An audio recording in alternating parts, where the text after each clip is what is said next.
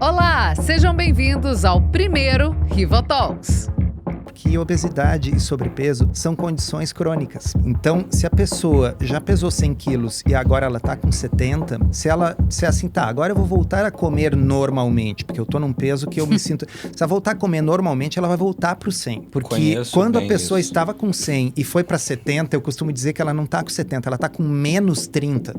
A gente vai conversar hoje com o Papa da alimentação low carb no Brasil, talvez um dos maiores do mundo no assunto. O cara não quer montar uma seita com seguidores do low carb, não. Mas ele quer apresentar como é que esse estilo de vida pode ajudar na saúde das pessoas a partir da alimentação. E como ele mesmo sugere no livro que ele lançou esse ano, agora em agosto, Uma Dieta Além da Moda, esse é o tipo de conversa boa para ouvir, para levar para o encontro da família e ter outra razão para polemizar sem ser político ou a guerra. Porque, gente, comer bem, o que pode, o que não pode, o que deve, o que não deve, o que o médico diz, o que meu primo disse, o que eu vi nas redes, enfim, a alimentação volta e meia tá ali, no meio de uma conversa. E é por isso que a gente resolveu trazer aqui alguém que encara esse assunto de forma séria, baseado em ciência, longe dessa ideia do disse que, eu ouvi que... É isso, o nosso convidado de hoje é o Dr. José Carlos Souto. Ele que é urologista de formação e mestre em patologia. O Dr. Souto ficou muito popular nas redes sociais ao criar um blog e fazer podcasts voltados para a alimentação saudável. E ele é o rei das analogias para fazer a gente entender o que deveria ser óbvio. Bora então começar o nosso Rivotalks, a nossa versão semanal de conversas com um convidado, com apoio da Bombril. Até uma árvore de Bombril ali, ó.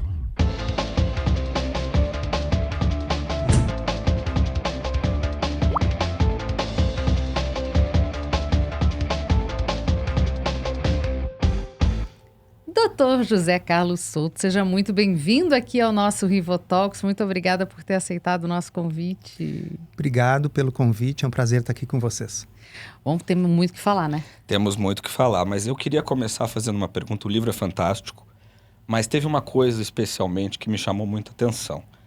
A sua formação é em urologia, e hoje o senhor fala de emagrecimento, da dieta low carb.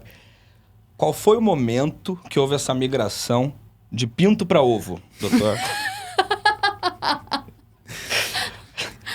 Em 2011, por puro acaso, e um acaso que talvez aconteça com alguns que estão nos ouvindo, eu escutei um podcast no qual estava sendo entrevistado um autor de um livro recém-lançado, que era o Gary Taubes. E era um podcast no qual ele estava falando do livro que abordava dietas de baixo carboidrato. Eu nunca tinha realmente estudado esse assunto, nunca tinha tido interesse nesse assunto e não estava atrás de emagrecimento, muito embora hoje, olhando para trás, eu entenda que eu precisava, né? Mas não era o objetivo. Eu achei muito interessante a entrevista, resolvi baixar o livro no Kindle para ler, nós estamos em 2011. E aí eu li aquele livro... Vanguarda, né?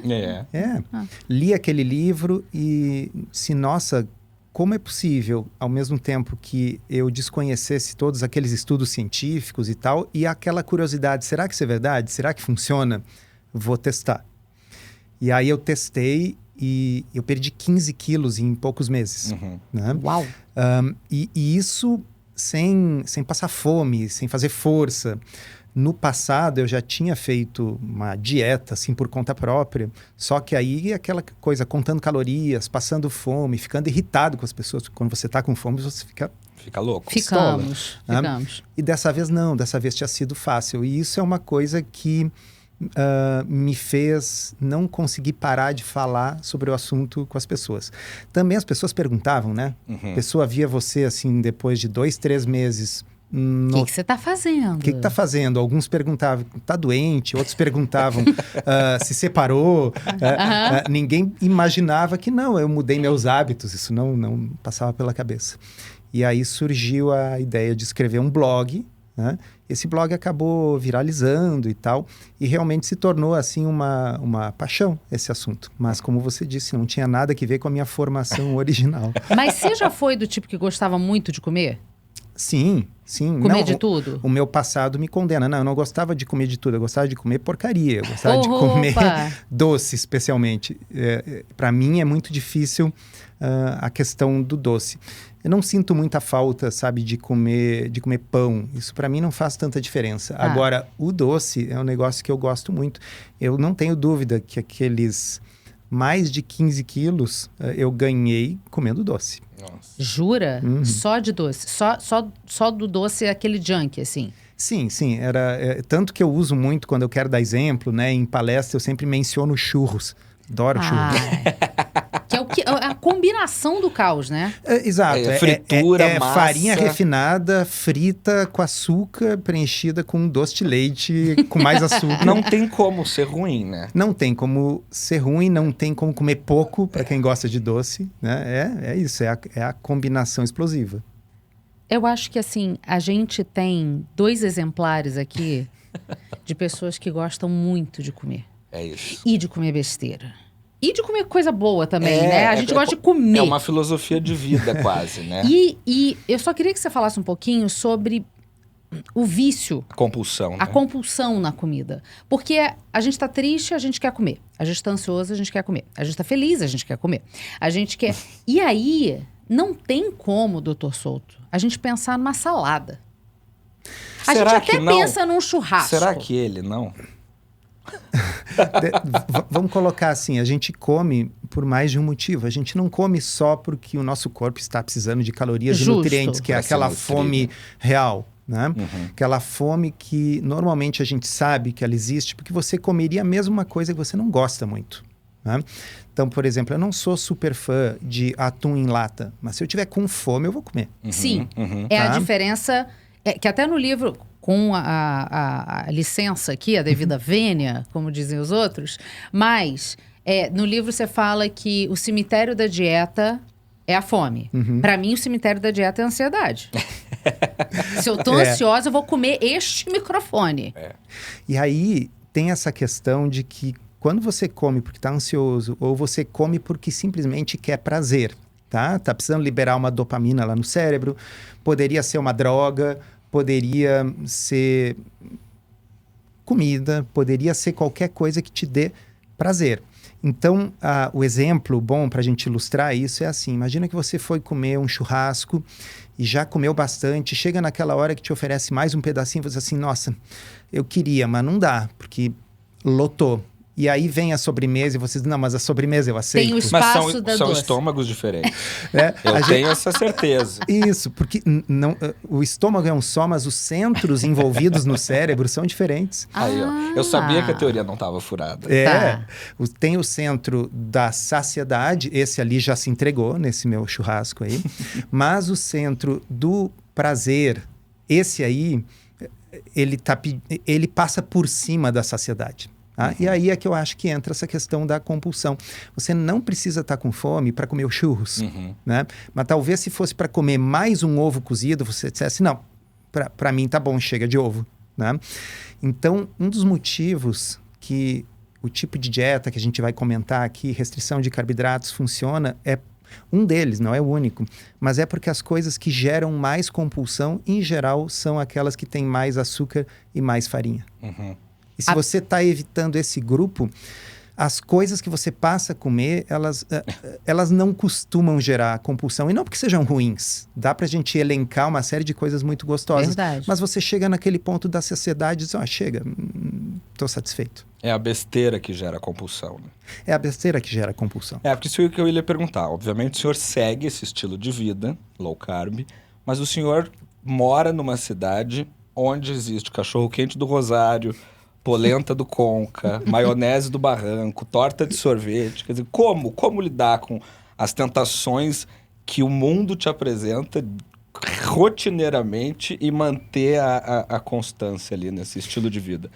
Bom, primeiramente, não tem senhora aqui, é você. Desculpa, é verdade. Tá vendo? A sua mãe pediu pra você usar Minha o mãe senhor. falou, Mas fica tranquilo. É isso aí.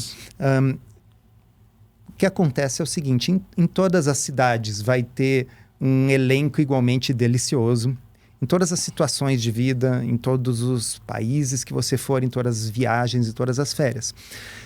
E acho que tem várias coisas na vida, não só a alimentação, que você faz com escolhas em que você diz sim para algumas coisas e não para outras, né? E eu costumo usar comparações que normalmente tornam isso mais claro para as pessoas. Então, a pessoa que decide fazer uma atividade física, ela está dizendo não para o sofá naquele momento. Verdade. Mas o sofá, ele é muito bom. Ninguém está dizendo que não é Sofá é vida. gostoso, né? Então, obviamente, a gente... Ao fazer escolhas, a gente está dizendo sim para algumas coisas e não para outras. Mas, logicamente, o que está se propondo não é que a pessoa jamais vá comer o cachorro do Rosário. É um cachorro quente, tá, pessoal? Que fique Isso, deixando bem não claro. é um cachorro, para quem veja não é bem. de Porto Alegre. Mas significa que, dependendo da necessidade, dos objetivos da pessoa, sim, ela vai ter que dizer não para o cachorro do Rosário com certa frequência, né? Se ela estiver precisando emagrecer, ou se ela tiver gordura no fígado, enfim, o grau de restrição que cada um vai ter que fazer depende um pouquinho da necessidade, né? Doutor, a gente fez um videozinho aqui, que a gente quer te mostrar. A gente quer saber qual é o sentimento, em uma palavra... O que o Dr. Souto sente... quando vê esse tipo de imagem, tá? São 30 segundos.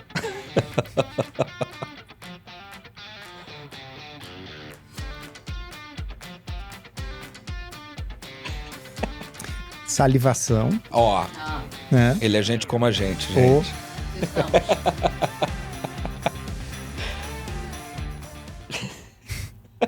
Sacanagem, né? Assim, a gente queria entender. É salivação mesmo. Salivação foi a definição do Bom, é doutor. uma Isso. ótima sabe palavra. Sabe quando dói um pouquinho aqui nas parótidas? A gente sabe bem. As parótidas. Entendeu? Eu sinto dói. muito essa dor. E, então, assim, Isso desperta gatilhos, doutor Souto? isso desperta gatilhos, mas para algumas pessoas é mais do que outras. Veja, não raro vocês vão ver influenciadores dizendo assim, magras, em geral são mulheres magras, que vão dizer assim, façam como eu, comam de tudo um pouco, com moderação. Para essas pessoas, a minha teoria é que isso aí não desperta nada. Verdade. Né? São pessoas controladas. Isso, controladas, ou que talvez tenham até um certo desprezo assim, por essas coisas. Assim, ai, que coisa, muito doce, muito grande, queijo. muita Isso. gordura. Ai, que nojo. Aham. Né? Para aqueles de nós que A somos gente a apostou maioria... que você ia falar nojo. É. Pra ver como é? a gente não tem a menor ideia, né? Para a maioria de nós que não pertence a essa classe muito seleta que tem nojinho de comida gostosa, né, a gente acaba tendo que pensar assim, nossa, será que eu posso ou comer aquilo ali bem de vez em quando? Ou será que eu posso comer uma versão menos nociva daquilo ali? Porque, por exemplo, pizza low carb aqui em São Paulo tem algumas muito boas. Sim, Verdade. Sim, Verdade. sim. Tá? Mesma coisa, doce low carb. São Paulo tem tudo, né? Tem confeitarias aqui que fazem doces... Eu engordei só. 14 quilos quando eu cheguei aqui. Né? Confeitaria que faz doce de baixo carboidrato aqui, que você vai lá, come. Se você não sabe, você diz, nossa, que delícia, deixa eu levar mais uns para casa. Não tá comendo assim, pra coisa de dieta até que é gostosinho. Não, negócio É bom. bom e bonito. Então, a gente também tem como adaptar. Não que a gente vá passar a vida inteira como se fosse uma eterna festa de aniversário, simplesmente substituindo os doces normais por doce low carb todos os dias. Não é essa a ideia. A ideia é comer comida normal. Eu penso que a maior parte de nós, se simplesmente passasse a dar mais ênfase em carne, peixe, frango, salada, legumes, ovos, laticínios e menos pão, massa, biscoito, doce e ultraprocessados, 80% do problema estaria resolvido. Mas né? tem uma coisa muito interessante que você menciona no livro, Souto, que é... A gente não pode demonizar essas coisas até por conta do país que a gente vive, né?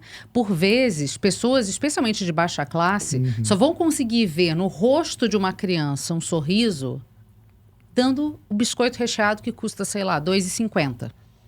Então, assim, a gente vê que quanto mais pobre, por vezes, um país, mais obesas. Ou quanto mais pobre é a região, mais e tem obesas aquela as coisa pessoas da são. praticidade também, né? Que é uma grande muleta. Ele também fala. Ele Então, também assim, fala isso. Às vezes, na correria, uma mãe solteira de 4 filhos que trabalha 8 horas por dia, o miojo acaba sendo uma mão na roda, né? Exatamente. E não vai ter nada mais barato do que o miojo. Também. É fato. Também. E eu acho que esse é o grande problema, porque por vezes as pessoas perguntam assim, tá, se você diminui o carboidrato da dieta, as pessoas emagrecem, diabetes melhora, a gordura no fígado desaparece, e tudo isso é verdade?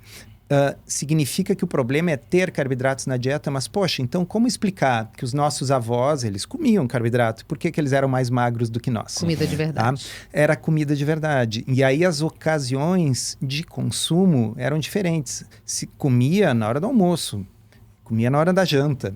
E se você ia comer um doce, era uma coisa que você fazia aquele doce, compartilhava em família. Mas agora você tem esse doce num tamanho que você consegue botar na boca, segurando numa embalagem que você pode abrir e que preserva aquilo dentro do porta-luva do seu carro, dentro da bolsa.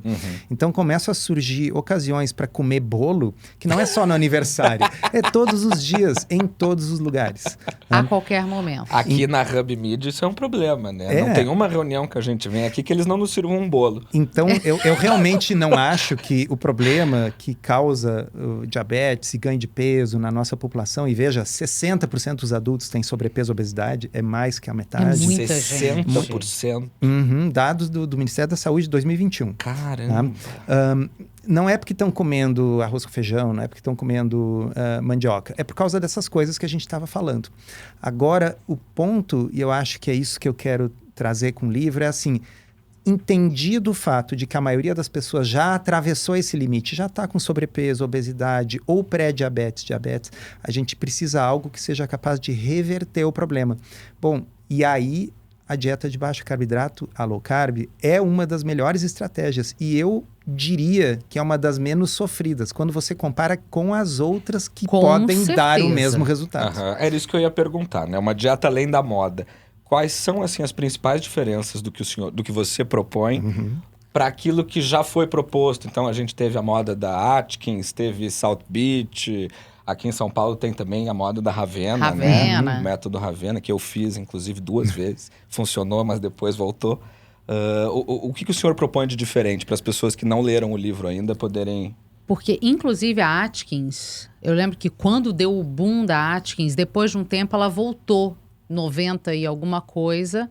Eu lembro direitinho, era filha da Vera Fischer. E o nome aí era Dieta da Proteína, Dieta da Proteína. Não era mais Revivendo a Atkins, né? Isso. Aí a filha da Vera Fischer tinha emagrecido 30 quilos e aí todo mundo falou, depois de um tempo, vai voltar 60 daqui a 2 meses. Com uma raiva, assim. Então, é boa essa pergunta. Qual é a diferença, então? O que a dieta além da moda, ou esse conceito além da moda propõe? Eu vou começar pela segunda parte da tua pergunta. Tá. Essa história de vai voltar o dobro, né? Vai voltar o dobro depois. Veja, eu acho muito estranho e meio cruel, assim, esse tipo de comportamento das pessoas com quem fez um esforço para emagrecer, porque normalmente em outras áreas da vida isso não acontece. Você não vê, assim, a pessoa começou, sei lá, a correr. Ela era sedentária, agora ela está correndo, assim... Vai parar de correr logo, logo. Isso aí vai passar essa fase. Tomara que você pare de correr e fique sedentário outra vez. Não, as pessoas dizem, isso aí, maior força, continua, que legal. Né? As pessoas são invejosas. Então assim, torcer pelo fracasso... É o país onde nada pode prosperar, né? Eu acho lamentável. E acho que quando... a low carb, existe um preconceito especial reservado para isso. Então, respondendo agora a tua pergunta original. Veja, não é para ser... o livro do Dr. Atkins era A Dieta Revolucionária do Dr. Atkins. Essa aqui não é a dieta revolucionária do Dr. Souto. Por isso que o título não é esse, não é um livro sobre mim. Ele é um livro para mostrar o seguinte, que a dieta low carb, a restrição de carboidrato, ela já passou... há muito tempo de ser uma dieta de livros populares de dieta para se tornar uma coisa que está baseada em evidência e que está na literatura científica. Nós temos pelo menos 25 anos de bons estudos mostrando que funciona, que é seguro e que ajuda a reverter uma série de problemas de saúde. Mas isso está passando por baixo do radar de muita gente, inclusive dos profissionais de saúde. Então, o objetivo do livro não é eu fazer mais uma pequena variação da dieta e chamar de minha. Não é esse. É dizer, olha, aquela dieta Atkins que você fez uma vez e deu certo e te disseram para parar de fazer porque, nossa, era muito perigosa. Não, perigoso é o sobrepeso que você tinha e que a dieta ajudou a resolver. E pode ir fundo, porque hoje essa dieta já foi testada em vários estudos e ela é eficiente e segura. A ênfase do livro é justamente dizer que isso não é dieta da moda, por isso o título. Gente, de verdade, eu li esse livro, eu me apego um pouco às coisas. Já conheço o Dr. Souto, já tem tempo. Obcecada. Estou obcecada com o livro. Ontem eu estava num buffet, eu vendo uma mocinha um pouco acima do peso, pegando batata frita, pegando a bolinha de queijo. Eu falei... A Cecília me pegou pelo braço e disse assim, eu quero ali perguntar se ela já ouviu a palavra do Dr. Souto. Eu falei, Cecília, deixa as pessoas, Cecília. Larga as pessoas. E aí me ocorreu exatamente isso que você mencionou sobre a comunidade médica. Por que que a nutrição... Eu não vou falar nutricionistas. Por que que a nutrição, ela é o primo chato no meio médico, assim? Por que que as pessoas não dão? Mas os hospitais têm nutricionistas. Sim, mas eu cada vez mais acredito que a palavra da nutrição tinha que ser muito mais ouvida. Lembra a doutora Gillian aqui, daquele programa antigo do GNT? Você é o que você come? Era viciado. Por que que a gente não... Por que que é tão difícil fazer com que a palavra da nutrição seja ouvida? Olha, tem vários motivos. Não vamos esquecer que nutrição, pelo menos quando eu fiz a minha formação, não existia uma cadeira de nutrição. Tudo que a gente ouvia falar era em alguma disciplina outra, cardiologia, endocrinologia, um professor falava... E, bom, é importante fazer uma dieta balanceada, alguma orientação genérica que não quer dizer nada. Que não quer dizer nada. Cadeira no Rio Grande do Sul é matéria, viu, gente? Para quem não entender o nosso dialeto aqui, que nós estamos entre iguais. Disciplina. Isso. Pronto. Então, tem esse aspecto. O outro que eu acho que a gente não deve negligenciar também é que, se você orientar da forma como as diretrizes sugerem, quem aqui já conhece a pirâmide alimentar lá da escola? Quem lembra? Claro. Aquele Sim. piramidezinha, cuja base era 7 servidas diárias de carboidratos. E aí a foto tinha pães, biscoitos, arroz, macarrão, o trigo. O trigo. Aquilo era para ser a base da alimentação. Então, você começa a dizer para as pessoas, olha, você tem que comer menos, você tem que emagrecer. E você tem que seguir uma dieta que a base é isso aqui, mas carne, ovos, peixe está lá em cima na pirâmide, algo assim meio perigoso. Tá?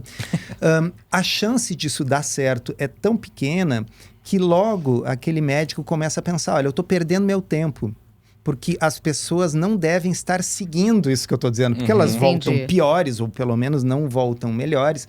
Então, fica, eu acho, na cabeça dos médicos a ideia de que é uma perda de tempo. Tá? E acho que a nutrição em si, e você tem razão, vamos falar da nutrição, ela tem um problema em aceitar a evidência científica. Ela se baseia muito em tradição. Tá. Eu não sei o quanto disso é cultural, porque afinal cozinhar é uma coisa que todos nós fazemos e cada um tem a sua tradição, como que a sua avó cozinhava, enfim, é o hábito da sua casa. Mas o fato é, em outras áreas da saúde, a gente vê as coisas avançarem de forma mais rápida, é a minha percepção, à medida que novos estudos mostram que tem um novo remédio que era melhor que o anterior, tem uma nova cirurgia que dá resultados superiores ao de uma cirurgia anterior. As pessoas também não querem ter restrição a nada, né, doutor? E eu acho acho que é mais do que isso, porque os profissionais que lidam com nutrição, eles deveriam ver o seguinte, olha, nós aprendemos na faculdade a pirâmide alimentar. Porém, tem aqui uma meta-análise que reúne vários estudos e que mostram que uma dieta com menos carboidrato, mais proteína, parece dar um resultado melhor para emagrecimento e para diabetes. Tá? Bom, que seria o normal? O que eu esperaria? Vamos incorporar isso, então, a partir de agora. Quando nós tivermos pacientes que têm essas características, vamos oferecer isso como uma alternativa.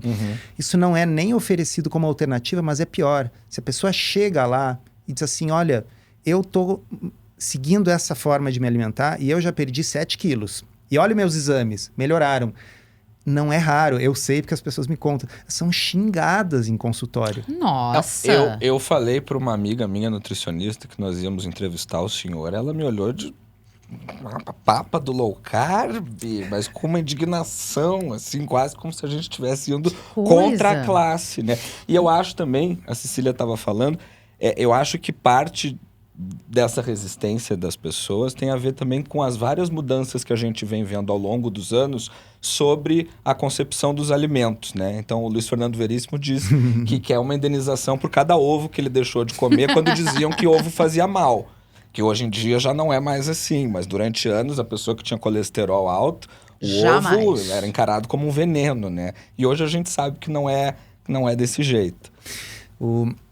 O grande problema também da nutrição é que eles não conseguem se desligar de um tipo de estudo, que são aqueles estudos observacionais com questionários. Então, eles pegam 50 mil pessoas, aplicam um questionário enfadonho com 50 páginas e que você vai responder assim, com que frequência você comeu quiabo nos últimos 6 meses? Aí tem lá, nunca... uma vez por semana. As pessoas nem sabem, muitas vezes, As pessoas nem sabem. Então, elas começam a chutar. Quiabo, às vezes, né? Existe uma influência, comprovadamente, existe uma influência no sentido de responder aquilo que elas imaginam que o entrevistador quer ouvir. Com certeza. Então, elas vão dizer que comem menos sorvete do que comem, elas vão dizer que comem mais vegetais do que comem.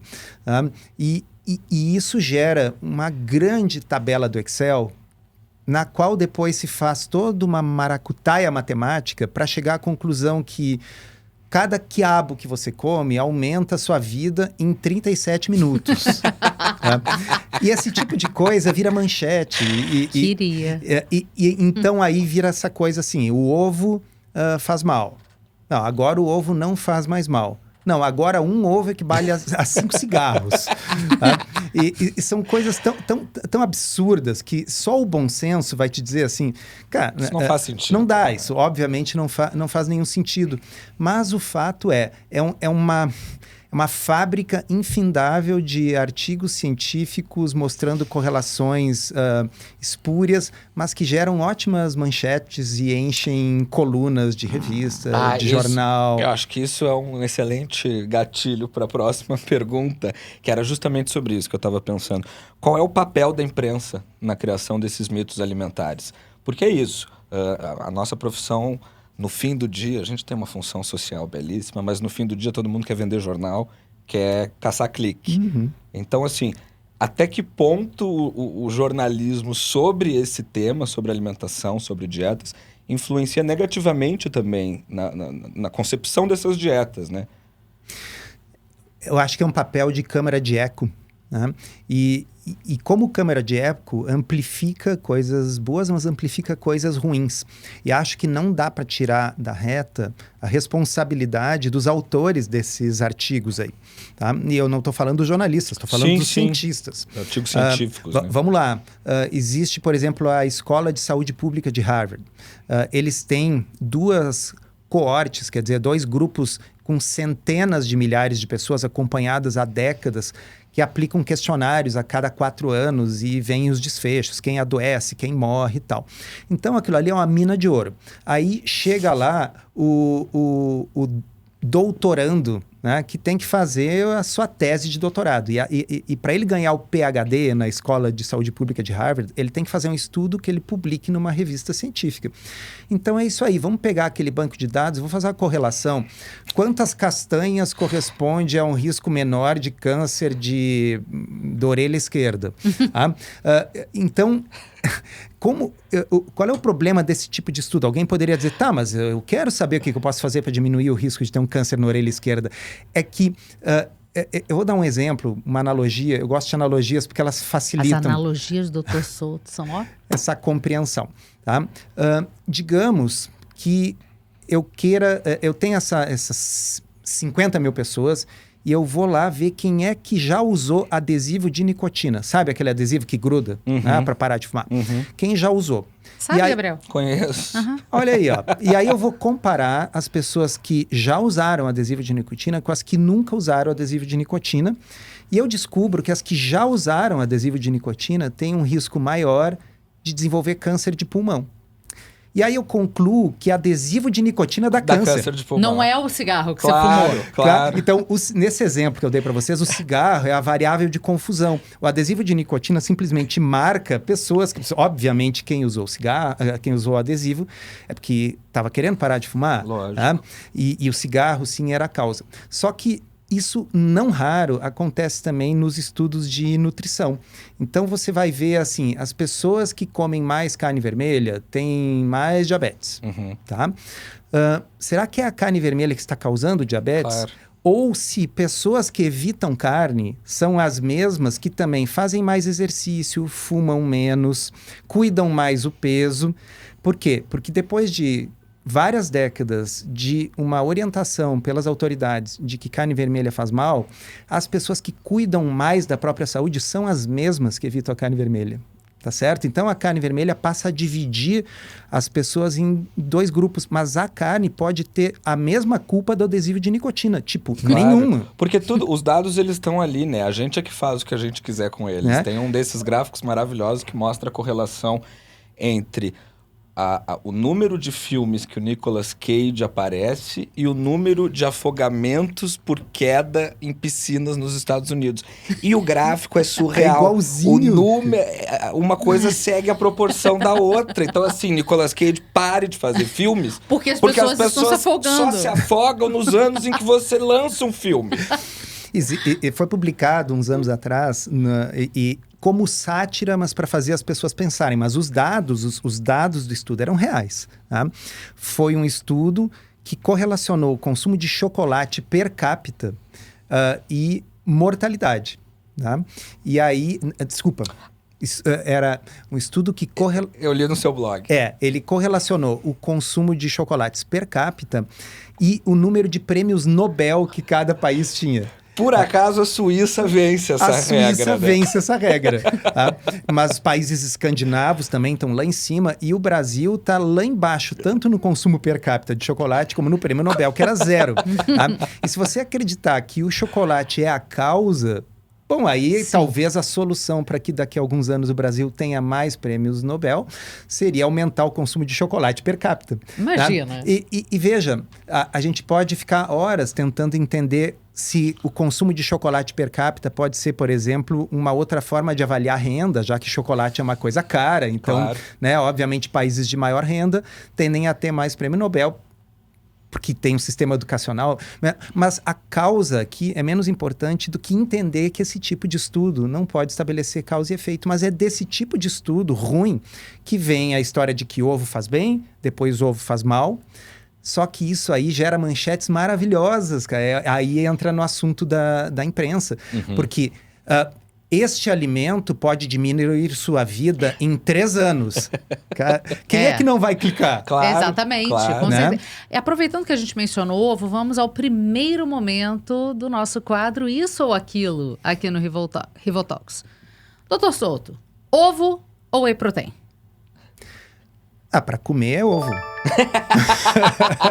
Droga, não pensei nessa opção. Pra tomar. Tá, ele me pegou, droga. Te vai, pegou que agora bonito. me desestabilizou. Eu tenho uma das perguntas, a gente fez um estudo sobre o senhor, e uma das perguntas que mais aparecem em relação ao seu nome no Google é se você é casado. Tira essa dúvida. Eu já sei a resposta, mas tira essa dúvida dos nossos espectadores. Sim, eu sou casado, muito bem casado, e a maioria dos meus espectadores e ouvintes sabe quem é. Talvez não saiba que eu sou casado. Aliás, dona Sarita é maravilhosa. O blog, como é que é? Podcast. O podcast. O teu que você escreve. Low Carb Inspira é o seu Instagram. E tem o Substack. Não sei se vocês perceberam, mas ela está Ela está presente aqui, eu estou também não ia perguntando, responder, exatamente. que não é muitíssimo bem casado. O Substack, que as pessoas podem entrar, tem o nome de... É uma lista. sarifontana.substack.com. A gente vai colocar aqui embaixo. Maravilhoso também. Para você saber como é que você vai escolher aquele produto quando você estiver no mercado. O que será que realmente é bom você escolher na hora de comprar ali? Porque a gente quer unir a praticidade, no fim das contas, com a coisa saudável. Sim, até porque, olha só, vamos pegar o exemplo aquele que você falou. Fulana perdeu 30 quilos, vai ganhar 60 agora. Aham. E assim, não digo que vai ganhar 60, mas a chance de recuperar os 30 é grande. Por quê? Porque obesidade e sobrepeso são condições crônicas. Então, se a pessoa já pesou 100 quilos e agora ela está com 70, se ela disser assim, tá, agora eu vou voltar a comer normalmente, porque eu estou num peso que eu me sinto... Se ela voltar a comer normalmente, ela vai voltar para o 100. Claro. Tá? Porque Conheço quando a bem pessoa isso. estava com 100 e foi para 70, eu costumo dizer que ela não está com 70, ela está com menos 30. Tá? E esse menos 30 o corpo não vai esquecer e vai tentar recuperar. Então, não adianta fazer uma dieta com início, meio e fim, uma coisa temporária, uma coisa provisória. A gente tem que ter uma mudança de estilo de vida que a gente consiga abraçar. Mas dieta é isso na essência da palavra, né? Na etimologia. Na etimologia. É estilo de vida. Exatamente. E se for para abraçar, tem que ser prático. Por isso Né? que as restritivas, então, não funcionam, né? As extremamente restritivas. Isso, eu tenho um ranço com essa história da dieta restritiva e, se tu me permite, eu vou... Por favor. Toda dieta que funciona, absolutamente qualquer dieta que funciona é restritiva, tá? Porque mesmo que a dieta seja assim, nós não vamos restringir nada, nós vamos comer de tudo um pouco. Não, mas se é um pouco, você está Já tá restringindo a verdade. quantidade, porque senão eu queria comer de tudo bastante. Sim. Né? Ou assim, Nossa. você deve comer um docinho, você deve comer um pão, mas com moderação. Não, mas se é com moderação, é restritivo. Porque senão eu quero comer sem moderação. Não, justo. Você entende onde eu quero chegar? Claro, que claro. 100% das dietas que vão produzir qualquer resultado biológico, tá? Seja perda de peso, melhora da saúde, melhora dos seus exames, você estará restringindo alguma coisa. Mas umas mais que outras, né? Entendido e aceitado o fato da vida, que você vai ter que restringir algo, Sim. aí a gente pode passar para a segunda etapa, que é o que é menos doloroso Certo. e mais eficaz. Né? Então, assim, dieta Ravena, dá para adotar como estilo de vida? Impossível. Dá para fazer o resto da vida? Palavra Tá. de quem fez 3 meses. E Impossível. aí você faz 3 meses. E quando você para, você vai voltar a comer normalmente? O Gabriel voltou todas as vezes. Foram só 2. Tá? Entendeu onde eu quero chegar? Sim. Então, assim, não que precise ser a low carb. A low carb ela é sensacional, porque assim, a pessoa não precisa deliberadamente passar fome e contar calorias. Você come comida de verdade, então é nutricionalmente completa, né? Quer dizer, você vai ter ali o peixe, o frango, a carne, os legumes, as saladas, determinadas frutas, os laticínios. Quer dizer, você vai estar trocando pão, massa, biscoito, açúcar doce por coisas muito mais nutritivas. Tá? Então, nutricionalmente completa, com comida de verdade, que compra no açougue, na peixaria, no sacolão, e dá para manter como estilo de vida por tempo indeterminado. Né? Agora, poderia ser uma dieta mediterrânea? Poderia. Poderia ser que uma pessoa se dê bem contando calorias? Poderia. Eu já tive pacientes que se dão bem contando calorias, que tem aquele vigilantes do peso. Sim. Né? Tem gente que funciona bem com vigilantes do peso. E para mim tá tudo bem. Importante é que dê resultado. Mas aí tem que ser a pessoa que incorporou ali o sistema do vigilantes do peso, vai nas reuniões periodicamente e aquilo vira para ela um estilo de vida. Mas, Ok? doutor Souto, como é que eu vou fazer o low carb? Quando a gente fica sem comer carboidrato, a gente fica lento, nosso cérebro não funciona. O carboidrato é o motor. Todo mundo fala isso, vai. É isso. Todo Carboidrato mundo é o fala. motor do nosso corpo. Carboidrato é o motor do nosso né? cérebro, doutor. Pois é, né? Quem diz isso normalmente come bastante. Isso, tanto que eu tive que comer churros antes de vir aqui para entrevista, né? Foi, senão você não ia Senão conseguir. não conseguiria. Antes de cada consulta, né? O senhor come uma passatempo, Isso. tenho certeza. Então, uma assim, colherinha ó, de Nutella. A forma como eu explico isso aqui no livro é dizer que o corpo ele é bicombustível. Ele pode, assim como o carro pode usar gasolina ou álcool, o nosso corpo ele pode usar a glicose ou a gordura. Ele é flex. Ó, as Ele é analogias flex, aí. ele é flex. Tá? Ele vai usar, assim como o carro, aquilo que a gente vai oferecer em maior quantidade. Então, se eu estiver colocando um monte de carboidrato para dentro, é isso que será queimado para energia no nosso corpo. Mas se a gente estiver se abstendo dos carboidratos, o corpo não vai morrer, não vai parar de funcionar, não vai ficar sem combustível, ele vai passar a queimar gordura. Se o sujeito é um atleta magro, saudável, e ele quiser comer carboidrato pra caramba e queimar aquele carboidrato na sua atividade física, tá tudo bem, não é um problema. Para a maioria de nós, lembra, 60% tem obesidade e sobrepeso, eu acho mais interessante queimar a gordura como fonte de energia. Você tem formas diferentes de fazer isso. Uma é passar fome pra caramba. Tá? Come pouco, bem pouco, e aí o corpo vai ter que buscar a diferença nas calorias armazenadas na sua gordura. Vai ser agradável? Não. Não. Vai emagrecer, mas vai ter fome. E a fome é o cemitério das dietas. Tá? Agora, se eu simplesmente diminuir a quantidade de açúcar e amido, farinha que eu tenho na minha dieta, o corpo vai começar a queimar gordura como fonte de energia. Inclusive a própria gordura. E a hora que eu começo a queimar a minha própria gordura, eu passo a ter uma fonte endógena de calorias, eu começo a sentir menos fome. Então, quem vê de fora e não sabe o tipo de alimentação que a pessoa está fazendo, vai dizer assim, está emagrecendo, está comendo menos. É óbvio que está emagrecendo. E, de fato, não tem como emagrecer sem comer menos, isso é óbvio. Tá? Mas é muito diferente se você está comendo menos porque está sendo obrigado a comer menos pela sua nutricionista que mandou você comer 1.200 calorias por dia, versus, cara, não aguento mais comer porque eu comi proteína e tô saciado, né? E aí ninguém vai te oferecer aquele doce, que é o que vai fazer você comer a mais, mesmo estando sem fome. Então, comer menos porque você tá saciado é o segredo da coisa. Agora, a quebra da gordura, ela produz carboidrato pra gente?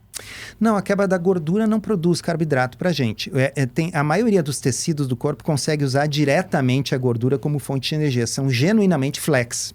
Entendi. Mas explica pra gente aquele momento do livro que você fala assim, o corpo não ia ser burro de viver sem essa glicose, né? O que acontece é assim, tem alguns tecidos do corpo, o cérebro, tá? Esse é clássico. Precisa de glicose. O cérebro precisa de glicose. Precisa. Ninguém diz que você precisa comer essa glicose. Né? Porque o fato é, se qualquer um que está nos ouvindo aqui ficar 30 dias sem comer nenhum carboidrato, tá? Não precisa fazer isso. Mas se fizer, não vai faltar glicose para o cérebro. E digo mais, no 30º dia que você está comendo 0 carboidrato, vai lá, faz um examezinho de sangue ou pica o dedo e usa um aparelhinho, glicose vai estar absolutamente normal. De onde é que está vindo essa glicose? Já que você não está comendo ela. E aí vem a sua pergunta. Não, o corpo não é bobo. Ele, obviamente, é capaz de fabricar a totalidade da glicose que ele precisa para suprir os órgãos que dependem de glicose. Isso é feito a partir dos aminoácidos das proteínas e é feito também a partir, sabe, os triglicerídeos? Sim. Tá? São 3 moléculas de gordura ligadas numa molécula de glicerol. E esse glicerol pode ser convertido em glicose também, tá? A pessoa não precisa saber esses mecanismos, basta entender que é assim que funciona. Né? E confiar no processo. E confiar no processo, porque vamos pensar uma coisa muito lógica. Durante a evolução da nossa espécie, 2 milhões de anos dos hominídeos na face da Terra, a agricultura tem 10 mil anos. Verdade. Antes disso, não tinha pomar. Antes disso, não tinha plantação, não tinha pão. Então, assim, o consumo de carboidrato, ele era esporádico, ele era sazonal. Em determinadas partes do mundo, ele realmente era uma coisa muito rara. Né? Então, lá na savana africana, é muito mais fácil você sobreviver de caça ou mesmo do consumo de carcaças abatidos por outros animais, que a gente sabe que os nossos antepassados faziam isso. Né? E como é que eles sobreviviam? Né? Se eles não fossem capazes de sobreviver períodos longos sem o consumo de carboidrato, bom, aqueles que não eram não deixaram descendentes, nós somos os descendentes de um grupo de hominídeos que eram metabolicamente flexíveis. Chupava tutano. Isso aí. Então, assim, não é que a gente precise fazer uma dieta sem carboidrato, mas é evidente que o carboidrato é opcional na dieta humana. Então, assim, a gente vai usar ele de acordo com a necessidade. Indivíduo tolera bem carboidrato, mais uma vez, fisicamente ativo, magro, metabolicamente saudável. Se quiser comer bastante carboidrato, não tem problema. Tá? Obviamente, eu acho que nenhum ser humano não vai ser bom para ninguém ficar vivendo de açúcar ultraprocessados, salgadinho, esse tipo de coisa. Não. Porque esse indivíduo que é fisicamente ativo, magro, saudável, pode ser que ele deixe de ser. E provavelmente ele vai deixar de ser se ele continuar comendo besteira a hora que ele não for mais tão jovem, né? Porque quando tem 20 anos, mais Sim. fácil. Agora, nem para lembro aqueles mais. outros que têm intolerância à glicose, aqueles que quando comem esse tipo de coisa, os exames ficam péssimos, eles começam a ganhar peso, acumular gordura visceral e tal. Sabemos. Se eles soubessem que eles podem reverter tudo isso restringindo os carboidratos da dieta e que daqui a pouco existe formas de fazer isso aí que são menos doloridas, porque tem toda uma culinária de substituição e tal. Quem sabe muitos desses optassem, mas para ter a liberdade de saber, de optar, eu preciso saber que existe, né? Claro. E de preferência, o profissional de saúde deveria ser a pessoa que está dizendo, olha, alguém já te falou sobre alimentação, né? Que essa sua gordura no fígado aqui pode melhorar pra caramba. Mas os médicos têm raiva. É impressionante. Eles não falam. Eu tenho uma teoria, Cecília, e eu comento isso ali no livro, e a teoria é assim, é que é uma forma de se alimentar que não surgiu dentro da medicina, entendeu? Então, assim, embora hoje tenha um monte de estudos mostrando que funciona e que é seguro, mas a origem realmente são livros populares, né? Tipo o livro do Atkins e tal. Então, isso ficou com aquela pecha de isso é aquele livro daquele picareta, né? E aí, imagina que o médico passou dizendo isso e daqui a pouco começa a surgir estudos dizendo, cara, não, essa dieta funciona. Ela funciona melhor do que a dieta contra a qual ela foi comparada no estudo. Né? Mas tá, até emagrece, mas os exames vão ficar péssimos. Não, os exames das pessoas também ficaram melhores. Sim. Né? E aí fica a famosa dissonância cognitiva, né? Ou eu vou ter que concluir que aquilo que eu fiquei anos falando estava errado, ou eu vou dizer, não, isso aí é modismo, vamos parar com essa besteira. Sim. E normalmente as pessoas optam por essa segunda alternativa. Ninguém gosta de estar errado, né? Mas assim, qualquer um que lida com ciência tá fadado a estar errado de tempos em tempos. Pô, senão Agora... a gente não tava onde a gente tá, né? Não, e assim, a gente tem que falar sobre o tal da... Vamos falar do nome científico? Eu ia jogar agora na roda também. Vamos ter que botar esse bode aqui no nosso estúdio. A semaglutida, doutor. Famoso Ozempic. O milagre. Que é, assim, eu e Cecília somos testemunhas de Ozempic. Somos. É quase Vão pro centro lá, levantar o livrinho, isso. o evangelho. Exatamente. A gente bota a agulha no centro, fica ali. E olha que eu tenho pavor de agulha, mas a do Ozempic nunca me assustou. Qual a sua opinião, não especificamente sobre o remédio, mas sobre o uso que ele acabou tendo como principal, né? Porque dá enjoo, dá. Pode dar diarreia? Pode. Mas as pessoas preferem se picar, ter que pensar em parar de comer por conta própria. Eu acho que... Bom, primeiro eu vou falar o lado bom desses medicamentos. É uma classe de medicamentos que ela é altamente eficaz para perda de peso e segura. Porque assim, nós já tivemos no passado medicamentos que eram eficazes, mas que as pessoas morriam do coração.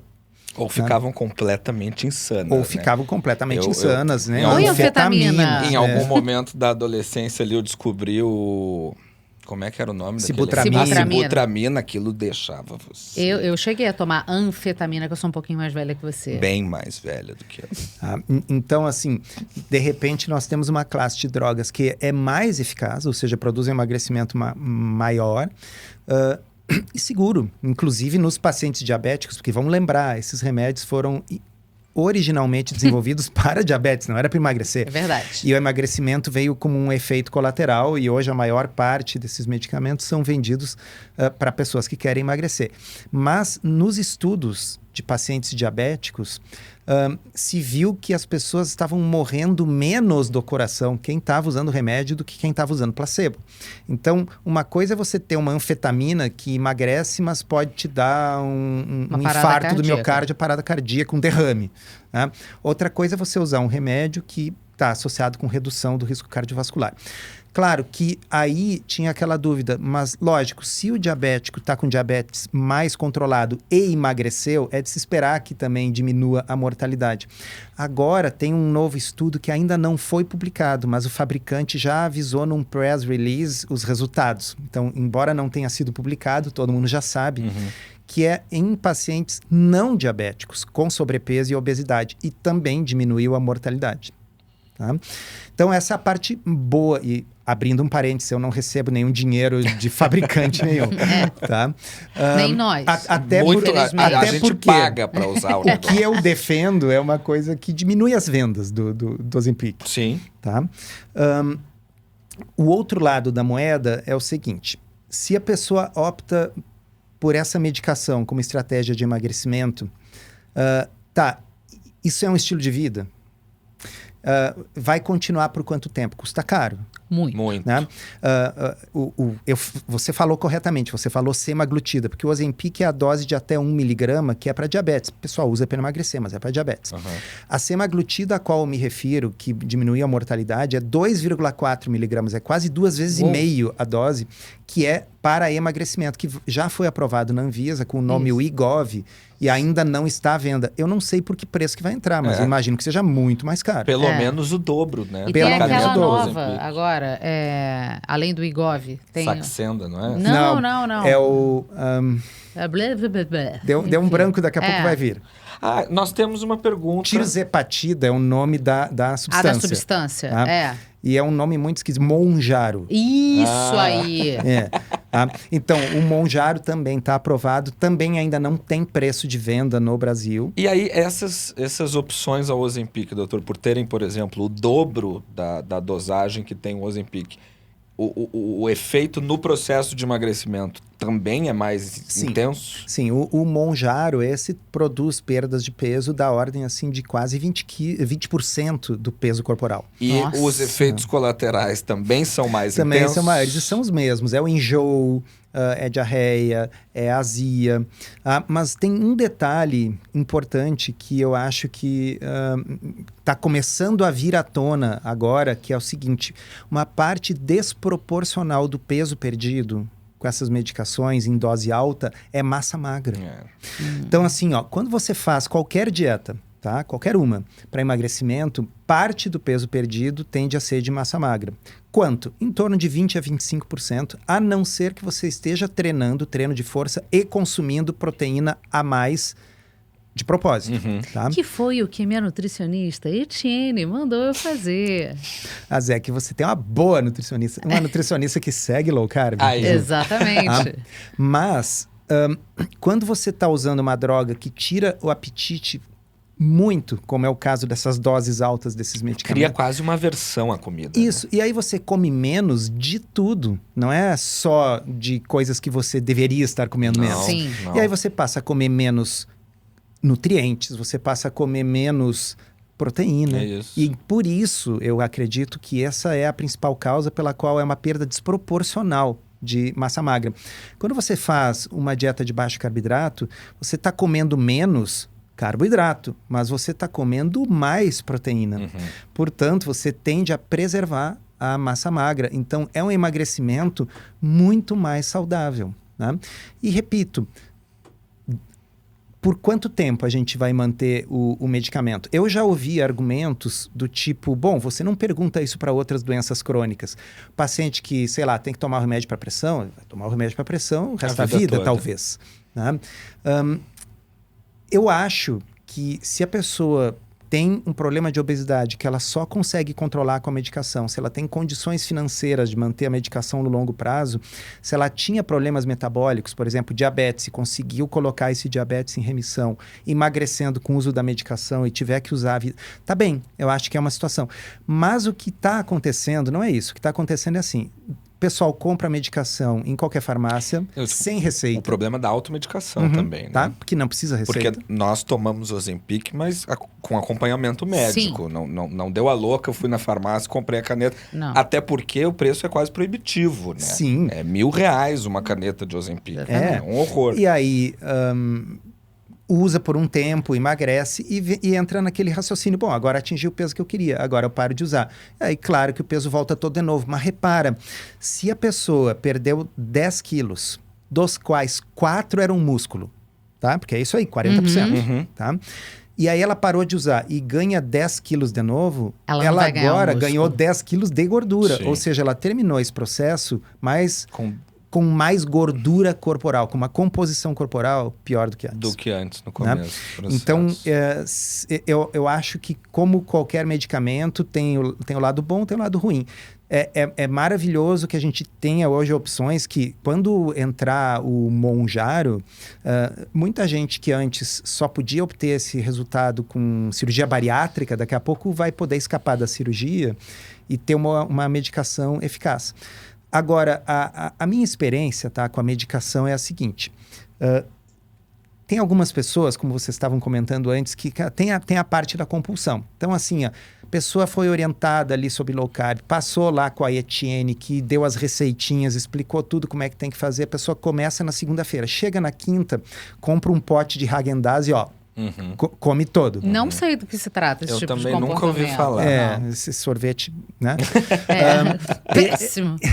E aí a pessoa se desestimula e tal. Então, aí, quando a gente vê que a pessoa tem essa dificuldade, entra com uma medicação dessas, a verdade é que diminui o apetite e diminui a compulsão. Diminui. E aí a pessoa começa a ver resultado na balança. Sim. E aí isso se retroalimenta, entendeu? Nossa, ó, tá dando certo. Pô, vou seguir melhor ainda agora. Então, eu acho que tem um papel para o uso da medicação aliada à mudança de estilo de vida. Psicológico, né? Psicológico em termos diminui mesmo o craving, tá? Total. Total. Absolutamente. E aí, se você tem a mudança de estilo de vida, a pessoa aprendeu a fazer uma alimentação low carb, fica mais simples de você desmamar o medicamento ali adiante. Porque aí, quando você desmama o medicamento, ela tem uma forma de se alimentar que vai impedir de ganhar de novo todo o peso perdido, né? E temos uma pergunta sobre isso, mais macro, do nosso querido Pedro Caramuru. Nosso integrante do Rivo News, doutor. Aqui. Pedro, qual é a sua pergunta pro Dr. Souto? Assim, no improvise. Eu tô curioso para saber se ele concorda com alguns analistas que falam que essa nova droga, o Ozempic, o nome comum... É semaglutida, eu acho. Obrigado. Palavra de usuário. Se ele concorda que realmente vai ser essa revolução, porque você tem empresa aérea falando que vai economizar milhões de dólares com combustível, já que agora os passageiros vão estar mais enxutos, menos pesados. Se ele concorda que realmente vai ter uma diminuição no consumo mundial de alimentos, tem sido a principal discussão no mundo financeiro. Qual vai ser a revolução que essa nova droga vai trazer e se ele acha que realmente vai ser tão grande assim.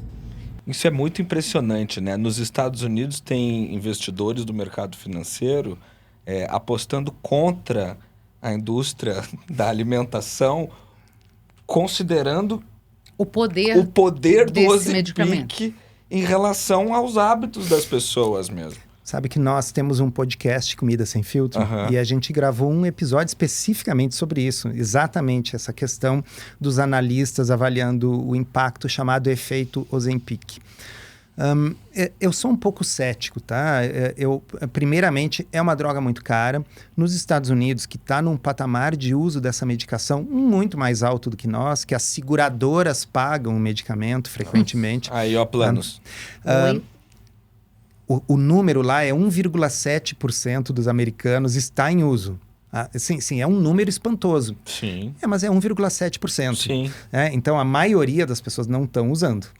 E a maioria das pessoas provavelmente não vai usar enquanto os medicamentos tiverem esse custo. E eu não vislumbro uma redução muito drástica do custo desses medicamentos. Então, nesse sentido, eu sou cético. E segundo, a indústria sempre se adaptou. ela sempre se adaptou a tudo. Ninguém ganha, né? Que nem Né? Cassino. Isso. Então, na época que, nos anos 90, nossa, tudo tinha que ser low fat, sem gordura, não podia ter gordura, colesterol. Bom, então aí todo salgadinho deixou de ser frito, passou a ser assado e sem colesterol, e o biscoito passou a ter pouca gordura, açúcar pra caramba, farinha pra caramba, mas pouca gordura. E nunca se vendeu tanto cereal e tanto biscoito, tudo com leite desnatado e tal. Mas agora, então, tem que ser natural, sem problemas. Nós vamos fazer o nosso ultraprocessado com açúcar demerara mascavo, com farinha integral, com sal rosa do Himalaia. Eu caio em todas. Eu também. Eu caio em todas. Puxa vida, agora eu não consigo mais comer um pacote desse tamanho de biscoito, porque o Ozempic não me deixa. Não tem problema, nós vamos fazer um pacote que ele é uma terça parte. Para os empicados. Isso. E aí a pessoa vai comer aquilo ali, vai passar um tempo, a glicose sobe, depois ela baixa. Agora o estômago já comporta o próximo pacotinho. E não apenas eles vão continuar vendendo, como provavelmente a margem vai ser maior. Porque você tem uma embalagem menorzinha, a margem sempre é maior. Então, a história nos ensina que a indústria sempre se adapta a qualquer mudança na diretriz. Né? E assim, ó... É melhor seguir comprado do que vendido, gente. O fato é o seguinte, as pessoas usam a medicação, enquanto elas estão usando, elas tendem a manter a perda de peso. A maior parte das pessoas acaba desistindo do remédio ou porque é muito caro, ou porque é inconveniente, ou porque cansou dos efeitos colaterais. E tem gente ganhando peso de novo na vigência do medicamento. Caramba! Mentira! E provavelmente o que acontece é o quê? É como acontece com qualquer outra droga que você usa, tolerância, né? Então você começa usando uma determinada dose... livre da tolerância do Ozempic, tomara que não me aconteça. Então, eu sou um pouco cético de que a gente vai resolver, na base da medicação, uma coisa que se criou por um estilo de vida completamente errado. Vamos na pergunta da Manu? Vamos, que é muito boa também. É uma pergunta muito boa, muito enriquecedora para muitos. Nossa outra integrante, Manuela Musitano, que é certamente a pessoa mais séria do Rivonews. Com certeza, com certeza. Ela fez essa pergunta aqui. Esse volume tá bom. Nossa diva do Rivonews, nossa diva mundana, sua pergunta para o Dr. Souto. Dr. Souto, a minha dúvida é, eu tenho feito jejum intermitente invertido. Tenho comido às 16 horas e descansado 8. Que tipo de resultados eu posso esperar e em quanto tempo? O jejum intermitente invertido, eu acho que é uma coisa que também foi produzida mais modernamente, né? Porque originalmente as pessoas realmente tinham uma janela de consumo menor. Né? E aí a gente começou a convencê-las de que elas precisam comer de 3 em 3 horas. Né? Por quê? Porque senão vai faltar glicose para o cérebro, não é, Cecília? Verdade. A gente fica letárgico. Aquela coisa da castanha, né? Guarda sempre uma castanha. Ai, lembra? Mas de preferência uma castanha com cobertura de chocolate, Claro, né? Para ter aquela claro. glicose do cérebro. Isso. E eu acho que essa ideia do comer de 3 em 3 horas, que tem muita gente que ainda acha que precisa, que deve ser assim, ela é filhote das diretrizes que mandam você se entupir de carboidrato. Explico. Aí você acordou, tá? Então comeu lá cereal matinal com açúcar demerara, né? Leite desnatado. A Cecília tá olhando pra banana, mim. Eu canela, tenho um aquele problema negócio. com cereal. Tá? Aí comeu aquilo. Não tem proteína nenhuma ali. Chega umas 10 da manhã, tá com muita fome. Tá? Aí vai ter alguma coisa, uma barrinha de cereal, que na realidade o quê? É um doce, né? É um doce que fez um rebranding para ser apresentado como saudável para adulto. Então, tem cereais ali aglutinados com algum xarope doce, uma base de chocolate ao leite. Ou seja, açúcar com açúcar coberto de açúcar. Mas como na embalagem tá mostrando uma mulher magra em roupas de ginástica, tá escrito fit, né? Aí você come aquilo sem culpa, come um doce, né? Que teve esse rebranding para adultos. E aí depois chega ali no almoço e você vai comer, cara, saudável. Então, assim, um monte de arroz integral, né? Aquele macarrão marrom, Ai, assim, que porque ele é integral. Tô odiando essa entrevista. Tô odiando, ele tá me descrevendo. Não vai comer muita proteína com gordura e tal, então vai comer um peixinho. Nada contra o peixinho, mas é pouco. Então, chega às 3 da tarde, você quer matar alguém, tá com fome. Então, é um ciclo infindável de ter que matar uma fome produzida por falta de proteína e por você mesmo. Que doideira. De 3 em 3 horas. Então, assim, respondendo a pergunta dela, não sei se vai dar muito certo. Né? Manu, e quanto ao resultado, acho que alguns meses, assim, a gente já vai ver o resultado. Depois de 9 meses, a gente vai ver o resultado. Eu tenho agora, a Cecília não sabe o que eu vou fazer agora. Ixi. Mas eu tenho um exposed pra fazer dela. Mentira. Eu vou expor Cecília Flash nessa entrevista do Rivoltox, porque ela passou os últimos dias, desde que o Dr. Souto confirmou essa entrevista, a obsessão dela pelo low carb triplicou. E aí ela tá palpitando no prato da gente. Outro dia, lá no Quilo, queria conversar com a senhora. Tipo, moça, vai ler o Dr. Souto. A Cecília pratica yoga com a minha esposa, Dr. Souto. Hot yoga. Hot yoga. Todos os dias, são exemplares. Ontem à noite, houve uma reunião das meninas do yoga. Como assim, Gabriel? Em um determinado momento, elas têm um grupo no WhatsApp, você vai ver a imagem aí na sua tela. Elas estavam decidindo quem ia levar o quê. E aí segue a lista que Cecília Flash mandou no grupo da yoga, o esporte que ela pratica diariamente. Oi, pessoal. Tô levando 2 pontos. Doritos. Pringles, cebola e salsa. Ovitos. Pipoca. Calace, cebola e salsa. Sorvete. Bis. Chocolate e a mandita. Cada pessoa era pra levar uma coisa, Dr. Souto. Não, ela entendeu que era para levar uma coisa para cada pessoa. Foi isso. Tinham 2 crianças que iam comer isso. Cecília Flash. Pra cima de moi. Eu juro. Não tocou na mandita. Juro pela felicidade da Duda que eu não toquei na... A sala inteira tocou. E no cebola e salsa? Comi 2. Então só isso, eu queria só expor mesmo a hipocrisia e saber o que o senhor acha desse menu para uma reunião de amigos. Não seria o menu que eu escolheria, entendeu? Mas tá bem, eu acho que aqueles de nós, assim, que optam por fazer essa mudança, tem que estar preparados para esse menu dos amigos. Aí, ó. Né? Boa, É isso. boa. E aí, como é que faz? Porque isso é uma das grandes dificuldades de você se manter numa dieta, né? Porque analogias, né? Vamos de novo. Bora. Lá naquela época que dava para fumar em tudo que era lugar, que fumava dentro de avião, que fumava, sabe, dentro do banco, do cinema. Imagina que alguém resolve parar de fumar. Era difícil. Claro. As pessoas paravam, tinha gente que conseguia, né? Então, seria mais fácil se existisse um mundo assim no qual, só essa mandita aí tem que comer lá fora. Na chuva. Né? Que é o que fizeram com os fumantes hoje em dia. Né? Então, o Brasil teve muito sucesso na redução do tabagismo com essas medidas e tal. Mas, se a gente for esperar que essas medidas aconteçam no sentido de melhorar a alimentação, nós vamos esperar sentados. Então, Claro. acaba sendo que cada um de nós vai ter que tomar certas medidas. O que é o mais comum, né? Você vai para uma situação dessas adversa, né? Tendo comido antes, para não chegar lá morto de fome. Não tem jeito. Se eu como antes, e aí vai surgir o estômago do junkie. Assim, não é fácil. Terapia, entendeu? Cecília. É mais isso mesmo. E aí tem o seguinte também. A gente não está exigindo perfeição de ninguém, né? Certo. Tá. Então, daqui a pouco vai ter o dia do junkie, tá bem. O senhor Pode se fazer permite? a noite da gorda?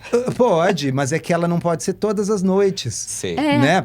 Você Então, se permite uma mandita de vez em quando, doutor? só que eu não sou muito fã da mandita. O meu negócio Mas é doce, assim, tipo churros. mousse de chocolate. Né? Mas mousse de chocolate é quase proteico. Ela não tem nem vergonha na presença dele. Não, assim, ó, eu tô falando, sei lá, banana split. Sorvete, Da banca calda, 40. banana. Assim, eu posso comer, mas normalmente hoje eu já tô aquele chato que diz assim, muito doce. Ah, tá. Sabe? Assim, Tá. já desacostumei a esse nível de doçura, assim, da banana split. Agora, fosse o Häagen-Dazs, por exemplo, eu aceitaria de boas. Ah, tá. Um macadamiazinho ali. Né? Pô, macadamia É. crocante. Assim, Nutella, por exemplo, é um negócio que pra mim é difícil. Jura? Ah, que, É, que resistir. alívio. É. Gente como a gente. Por outro lado, existe as versões low carb, que não é difícil, né? Não. Porque é cacau, Sim. avelã. Mas não é a mesma coisa. Não é a mesma coisa, porque a Nutella tem aquele tolete de açúcar e de óleo de palma. Assim não. Outro dia botaram na internet. É quase O 80% pote é uma do pote. coisa- Por isso de que Essa, açúcar. o que eu costumo dizer Pra passar na para os cara. pacientes, tá? Em consulta, é assim: essas exceções, essa noite aí, isso não pode se propagar para os outros dias. Claro. Se Sim. aquilo conseguir ficar encapsulado ali naquele momento, tá bem. Enquanto a exceção for exceção, vai dar tudo E certo. aí mas o isso é famoso no difícil. dia seguinte só volta. No dia seguinte só volta. Né? Tá. Sim, é mais difícil voltar no dia seguinte se a coisa foi exagerada na véspera. Então, cara, daqui a pouco pode ser melhor não exagerar. Escolhe, come umas amanditas, não precisa se jogar. Mas se jogar, tá tudo bem. No dia seguinte, só volta. Pois é, esse só volta que é problemático. Ou só começa. Porque às vezes a pessoa tá tão ali cheia de carboidrato que aí no dia seguinte ela quer fazer low carb e não dá. O troço fica na corrente sanguínea, não fica? O veneno? Eu acho que assim, ó, é muita dopamina que soltou lá naquele centro do prazer no cérebro. É tipo abandonar a droga, né? É tipo, a pessoa tava assim um tempão sem usar. Bom, aí ela usou. E usou assim, ó, cara, e liberou aquele monte de dopamina. Outro dia, sinto falta, eu quero de novo. Claro. Né?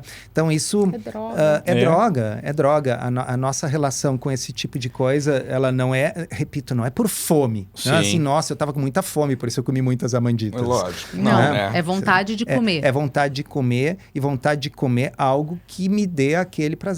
Não se aplicaria a brócolis. Sim. E aí, Infelizmente. entre as pesquisas mais... Entre as palavras mais pesquisadas em relação a você, também tem uma outra coisa que chama atenção nesse sentido, que é muita gente falando assim, dieta low carb 1 semana. Dieta low carb, perder peso rápido. Primeira semana perde quanto? Posso fazer só 15 dias? É a dieta do casamento, Isso, sabe? Preciso entrar no e vestido. que também, que hoje em dia virou um negócio do Ozempic, né? É Eu isso. conheço pessoas que aplicam, assim, durante 3 semanas antes de um evento, e aí depois, quando tiver o próximo evento, ela vai aplicar de novo. Mas, assim, a galera tem um delírio, né, de que Porque é possível... não é estilo de vida. Isso. De que é possível perder peso rápido, sem recuperar esse peso na sequência e voltar a uma vida normal depois de uma semana de low carb. Troca por academia. Mas, né? É o mesmo princípio. Assim, se eu Academia começar e fizer pré-verão. só 2 semanas, tá bem? Cara, vai ficar dolorido, vai ter pouco efeito e quando você parar, todo o benefício você vai perder, porque a academia funciona enquanto você estiver fazendo, Claro, obviamente. claro. Né? Então, é engraçado, porque às vezes parece que isso se aplica só ao mundo da dieta, ou por outra, que no mundo da alimentação tem que... É impossível manter no longo prazo. Eu não sei, parece que a nossa cabeça tem mais dificuldade de pensar quando é sobre alimentação do que quando é sobre outras coisas. Tem a analogia financeira do emagrecimento, que é assim, bom, para emagrecer, basta comer menos calorias do que você gasta. Né? É fato. Né? Então, imagina que você vai consultar o guru aqui da Faria Lima, aqui do lado. Diz assim, cara, como é que eu faço para enriquecer? E aí, se ele te responder, basta você ganhar mais do que você gasta, você vai dizer assim, vai mandar ele para aquele lugar. Isso Não eu é já isso que eu sabia. perguntei. Isso aí eu já palhaço. sabia. Né? pô. Isso é óbvio, né? Eu quero como eu faço para ganhar mais? Eu Sim. vou abrir uma startup, sabe? O que causa esse, né? O ganhar mais do que se gasta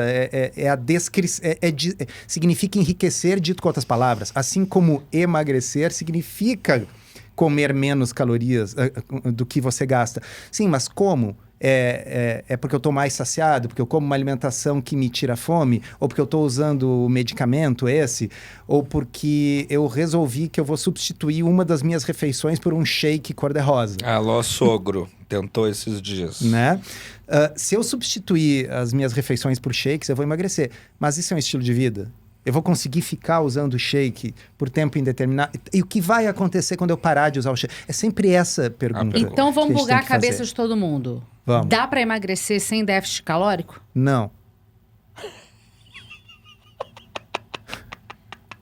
tá? Tá. Foi uma discussão nossa ontem. Mas Isso, tem uma vírgula. é mais fácil você gerar esse déficit calórico se você está saciado com uma dieta que te diminui a fome. E em low carb, o corpo passa a ser mais gastão com essas calorias. Tá? Isso que eu te expliquei. Então, assim, ó. Mas a sua resposta inicial para a pergunta estava errada, Cecília Freire. Como é que funciona isso? Sempre que há um emagrecimento, o corpo passa a economizar, tá? Ou seja, a gente fica com o metabolismo um pouco mais lento. É uma forma cruel do corpo tentar nos fazer ganhar o peso de novo. E não importa como esse emagrecimento aconteceu, isso vai sempre ocorrer, tá? A pessoa perdeu 15 quilos, o metabolismo dela vai ficar mais lento.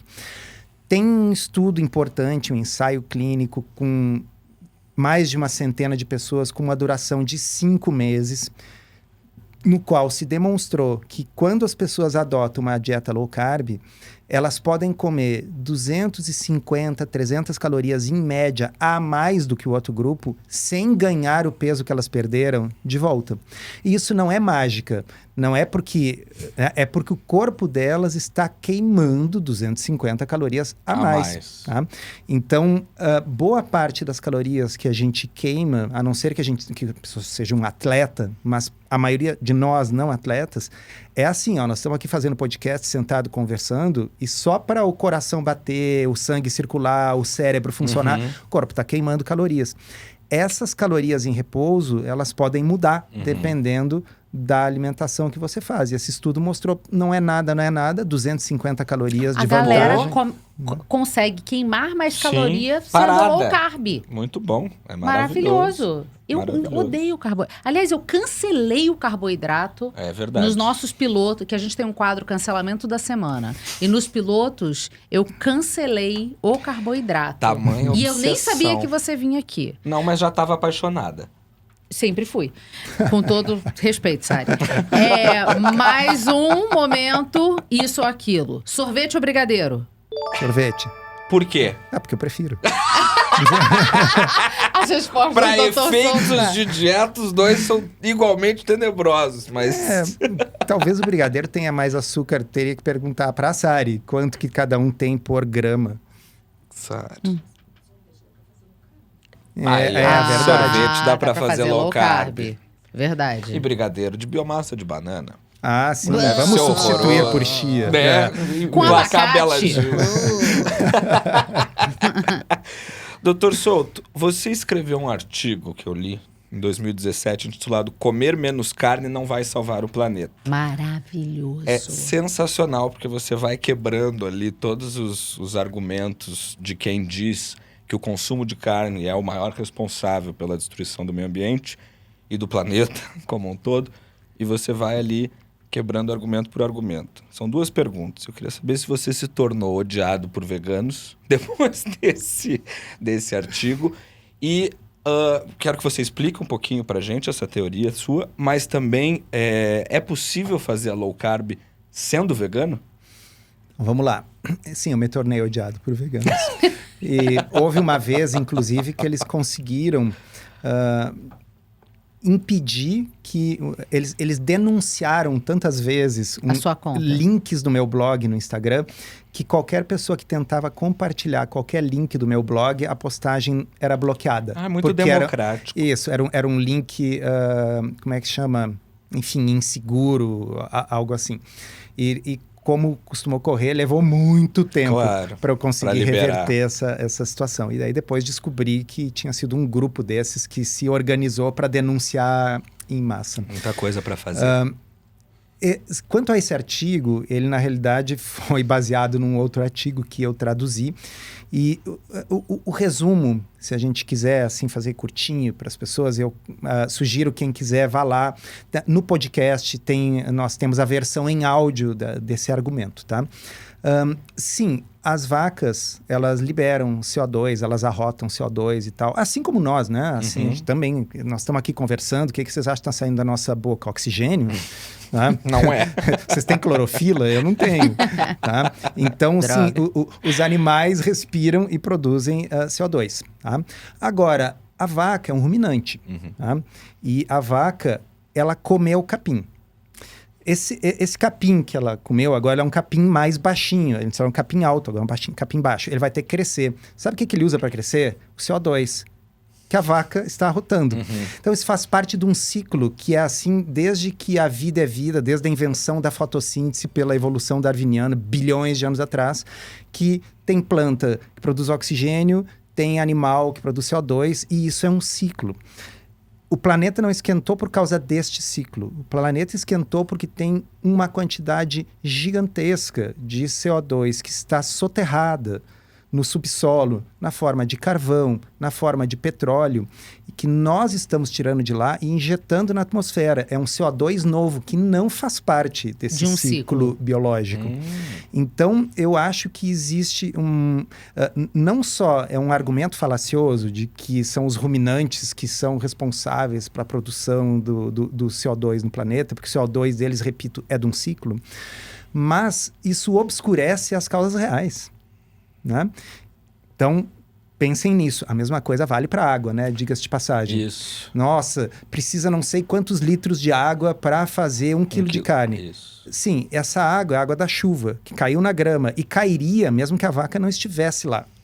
Foi um dos dados que mais me chamou a atenção no seu texto. Que eu acho que 94% da água necessária para fazer 1 quilo de carne vem da chuva. Vem da chuva? E o outro argumento que você quebra também é o da quantidade de alimentos que poderiam ser consumidos por humanos, mas que, de acordo com a teoria dessas pessoas, acaba sendo consumida pelo animal para produzir a carne para os humanos. Então, essa conta não faria sentido. Querido espectador, querido ouvinte, você come o sabugo do milho? Você não come. Nem a Bela Gil come. Bom, talvez preparado, né? Não sei. Mas alguém come, os ruminantes comem. Então, assim, a quantidade de comida que nós humanos podemos comer das culturas que nós plantamos é uma pequena porção. Nós comemos o grão do trigo, nós comemos o grão do milho. Todo o resto, as folhas, o caule, o sabugo, a palha, tudo aquilo ali vira uma coisa chamada silagem, que é dada para o gado e vai ser transformada em proteína de alto valor biológico, em carne, em queijo, em leite. Então, ter ruminantes, ter os animais, aumenta a segurança alimentar. Fora que isso aí também é um método de subsistência para um monte de gente. E aí, digamos então, nós tiramos os animais da cadeia produtiva. Nós vamos fazer o quê? Queimar essa palha toda? Vai virar o quê? CO2 que vira quando queima, né? E agora? Entendeu? Que assim, a palha do milho, a palha do trigo, que você não come, eu também não, essa palha, ela vai se oxidar e virar CO2, ou naturalmente, ou ela vai passar pela vaca. Mas se ela passar pela vaca, ela gera comida para mais alguém. Então, não há uma escapatória do fato de que há um ciclo biológico de produção de CO2 por nós animais e de reabsorção desse CO2 pelas plantas. Então, sim, comer carne não vai ser o que vai acabar com o planeta. E aí, aquela segunda pergunta, é possível ser low carb sendo vegano?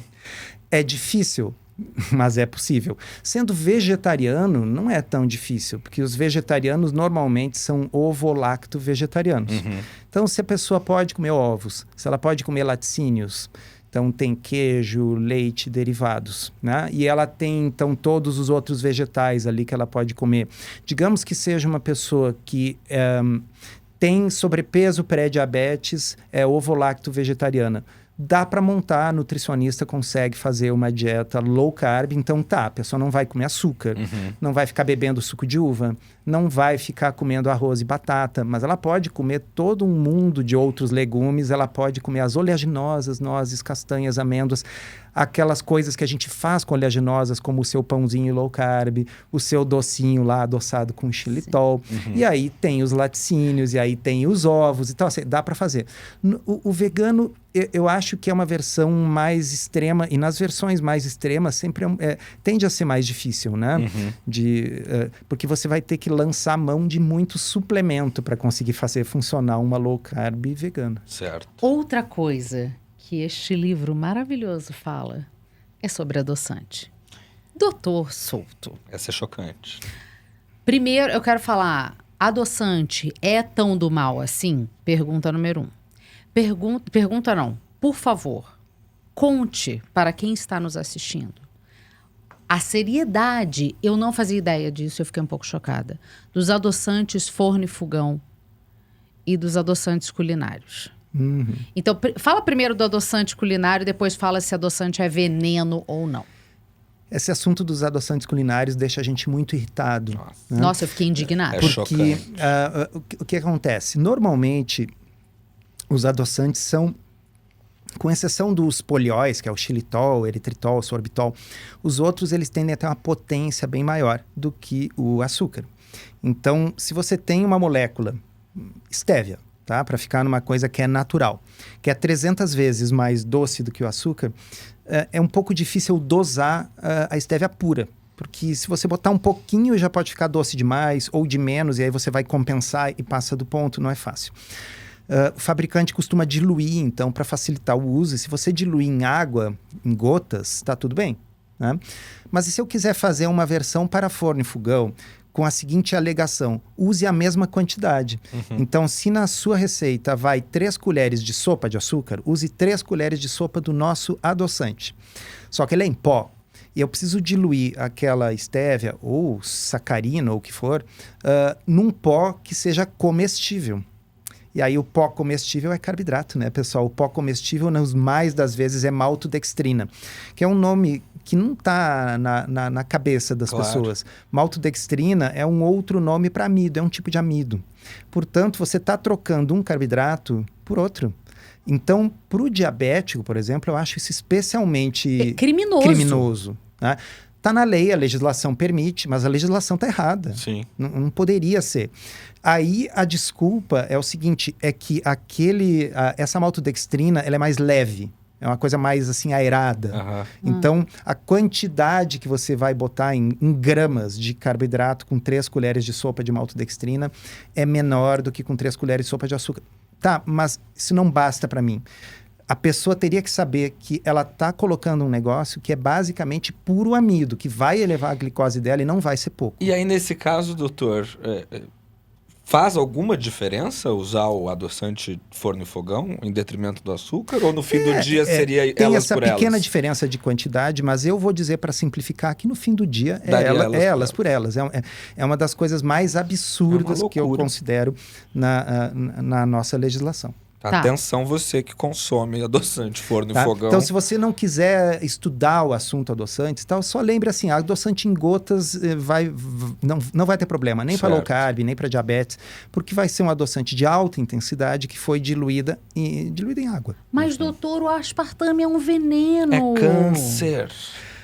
Câncer em gotas. Por onde começar? É a história do adesivo de nicotina. Tá? As correlações. Ó, lembra que eu tinha falado para vocês, né? Se eu comparar quem usou adesivo de nicotina uma vez na vida e quem não usou, eu vou chegar à conclusão que quem usou adesivo de nicotina tem mais câncer de pulmão. E aí, vou dizer que o adesivo causou câncer, né? Qual é o equivalente no mundo dos adoçantes? Vamos pensar. Vamos pensar. Vem com a gente. ênfase no vamos pensar. Eu tenho um grupo de 50 mil pessoas. Eu vou separar em 2 grupos. Os que usam adoçante e os que não usam. Vocês acham que esses 2 grupos são iguais em tudo? E são diferentes só no adoçante? Por que a pessoa está usando adoçante? Será que é porque ela tem problema de peso e quer emagrecer? Será que é porque ela quer diminuir o número de calorias do açúcar que ela consome? Será que é porque ela é diabética e quer ter um impacto menor na sua glicose? Ok. Tá? Então, a resposta é evidentemente sim para tudo isso. Tá? Então, e isso não é uma coisa assim, uma hipótese que eu estou lançando. Quando a gente pega os estudos científicos, tem lá a tabela 1. A tabela 1 são as características dos grupos. É cristalino que o grupo que usa adoçante tem mais peso, tem mais diabetes, tem mais hipertensão. Porque é sempre o gordinho que vai estar tomando a Coca Zero. Aquela história, você não vai no rodízio de pizza e pede uma Coca Zero, mas a gente vai. E Cecília,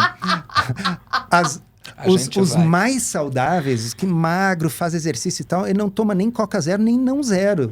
Ele não toma. Ele não toma. É isso. Ele mal come. Entendeu? Então, você está comparando grupos que são muito diferentes. Tá?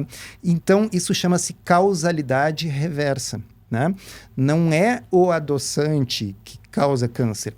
Pessoas com obesidade, sobrepeso, diabetes, etc., têm uma chance maior de usar adoçante. Por quê? Porque elas estão tentando perder o peso, estão tentando melhorar o diabetes.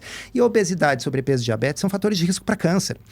Sim. Tá certo? É a história do adesivo de nicotina. E é o grande problema na nutrição, os chamados estudos observacionais. Aí vocês vão dizer, sim, mas a Organização Mundial da Saúde... Isso. Falou isso. Pois é. É uma pena. Do ponto de vista... Porque, veja, assim, vocês não estão falando com alguém aqui adepto de teoria de conspiração, tá? Não. Então, assim, eu acho que... A gente não trouxe uma pessoa irresponsável aqui, tá? No mais pelo das amor de vezes, Deus. na dúvida, siga as orientações da Organização Mundial da Saúde, ok? Vacine-se, tudo isso. Agora, no quesito nutrição, tem um ponto cego. Tá. Na OMS, nas nossas diretrizes... É o lobby?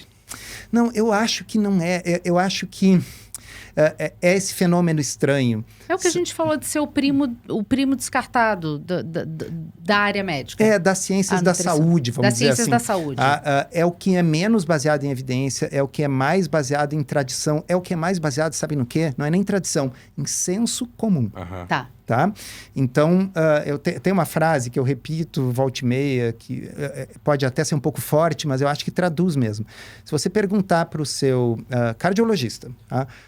Qual é o melhor remédio para pressão, ele vai dizer, olha, na sua idade, com o tipo de pressão alta que você tem, o melhor é esse aqui, tem um estudo que mostra que... Tá? Ele vai ser o cara que vai saber tudo sobre esses remédios. Tiver que botar um stent na coronária, a mesma coisa. Ó, esse aqui é o melhor, né? Esse aqui é o mais indicado para o seu caso. Mas quando você perguntar para a nutrição, a resposta que ele vai dar é a mesma que alguém que assistiu a Ana Maria Braga daria. Porque a fonte dos dois é a mesma. É o senso comum. Tá? É muito impressionante isso. Polêmica! E é por isso que a sua mãe, que vê os programas da manhã e da tarde, vai dar aquele palpite que você vai falar, ai, mãe, mas a minha nutricionista disse, né? Porque a fonte é a mesma, é comida. Exato, a fonte é o senso comum.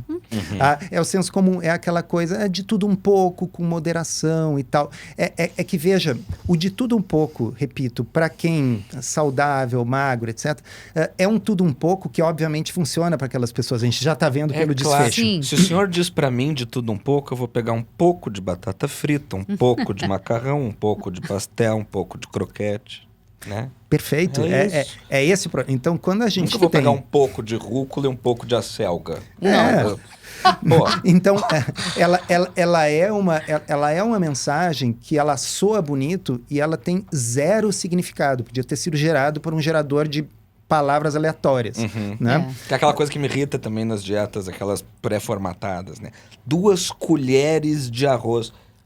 Qual colher, meu bem? Exatamente. Qual colher? É a de chá, A minha não vai é ser a a de de sopa. Colher, é a de sopa grande ou a servir. de sopa pequena? Não, colherão. Pá, né? E não é, a gente sabe que não é isso que eles estão querendo dizer. É isso aí. Então, a dieta além da moda, a dieta com restrição de carboidrato, ela é uma alternativa, não é a única, mas ela é uma alternativa cuja lógica, a heurística, o truque é relativamente fácil. Então, assim, ao invés de dar 2 colheres, você explica para a pessoa, olha, você vai evitar açúcar e você vai evitar amido. Explica para a pessoa o que é açúcar, o que é amido, porque tem nuances, Sim. né? Por exemplo, suco de uva natural, integral, super natural e super integral. Tem açúcar Eu e ia muito. lhe fazer uma pergunta exatamente sobre a uva, porque meu avô era diabético, mas era um diabético absolutamente irresponsável. Daqueles que pensam, quero comer um Rei Alberto depois do almoço, então vira a caneta da insulina, aquela coisa que não é para fazer. Mas enfim, ele fazia isso. Agora, a única disciplina que o meu avô tinha em relação a diabetes... Rei Alberto é um doce, desculpa. É um doce que vai todas as coisas doces do mundo. Então vai merengue, vai ovos moles, vai gelatina, vai uma coisa impressionante. Em várias camadas. Em camadas. É uma lasanha doce. É uma delícia o Rei Alberto. Me passa a receita? Obrigada. Mas a única coisa que ele seguia com muita rigidez é não comer uva. Porque ele dizia que a uva tem mais açúcar do que o próprio açúcar. Eu nunca consegui entender direito esse conceito, mas explica o suco de uva pra mim, doutor. Então, assim, obviamente a uva não tem mais açúcar do que o açúcar do açucareiro ou que o Rei Alberto. Tá? Mas o suco de uva, ele é concentrado. Tá? E mesmo integral, natural, mesmo que o seu avô plantasse as suas videiras, ele vai espremer as uvas. Sim, vai ser concentrado, é assim que se faz. Tá? Então, tem uma quantidade de açúcar em um copo de suco de uva que costuma superar a quantidade de açúcar de uma Coca-Cola normal. Caramba. Tá? E, então, assim, quando eu digo ensinar o que é açúcar, a gente ensina para as pessoas que não é só o açúcar do açucareiro, né? Que se você estiver tomando um suco de uva... por que suco de uva poderia e caldo de cana não, né? O preconceito contra a cana, o açúcar é o mesmo. Todo o açúcar veio de uma planta, né? Não é uma coisa assim sintetizada em laboratório, eles vêm de plantas, o açúcar. O amido, a pessoa sabe assim, pão, biscoito, não vou comer. Mas tapioca. Não, tapioca Batata pode porque é doce. saudável. Então, assim, o amido também não depende da planta que vem, é o mesmo amido. Gente, né? é muito trouxa. Não, né? eu amo a frase que ele põe no livro, que é: seu pâncreas é agnóstico com relação à origem do açúcar. Vai virar glicose? É só o que ele quer pouco tá saber. interessado. Ele não tem esse preconceito de origem, Não sabe? tem, não tem. Então, a hora que a gente orienta esse conhecimento básico, né? Cara, isso pode ser transformador para muitas pessoas. Lá no início, quando eu comecei ainda assim, você me perguntou, né? Como urologista, eu costumo dizer quem é o paciente típico do urologista. É um homem de meia idade, gordinho, pré-diabético, com disfunção erétil, né? Boston Medical Group. O rim Isso. ali já... Aí ele vai lá para revisar a próstata, porque a mulher mandou, tá? Aí a gente examina... Diz, olha, a próstata tá boa. Aí vê os exames do cara, Não. terrível, terra arrasada. Aí, alguém já... Primeira pergunta, o senhor tem um médico clínico geral? Tenho e tal. Ele já lhe falou alguma coisa sobre dieta? Nunca. Tá? A criação do blog teve muito disso, de eu ter alguma coisa em português para indicar para os pacientes. E para alguns... 10 minutos dessa conversa, assim, ó. Problema é o açúcar, problema é o amido. Açúcar não é só o do açucareiro, mas também é assim, é suco de fruta, é doce. Se você vai comprar um doce, ele é feito com açúcar. E amido, tá? Amido é farinha, pão, massa, biscoito, sim, mas amido também é batata, também é mandioca. Vamos fazer o seguinte, vamos tirar essas coisas da dieta e aí vamos ver como é que ficam os exames. Para muitos entrava por um ouvido e saía pelo... Para outros foi transformador. O cara voltava 2 meses depois, perdeu 10 quilos, os exames mudaram Minha cabeça completamente. tá explodindo de pergunta aqui, falando em exame. Eu acho que vai ter que ter parte 1 e parte 2 desse podcast. Estaremos Vai ser o topando. primeiro Rivotalks que vai ter terça e quinta na semana. Porque olha só, exame de sangue. Meus exames estão todos bons. É a frase clássica. Eu tô toda dentro da... Eu sou... obeso, mórbido, mas as minhas taxas estão excelentes. Mas é mentira. Que de acha aí? Não, mas tem... O Jô Soares adorava falar isso.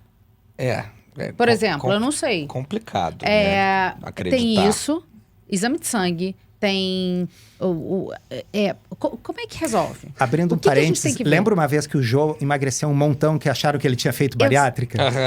Ele fez low carb? Doutor Souto. Tá no livro dele. Ele disse, no livro dele. Não foi comigo. Eu não fazia low carb na época.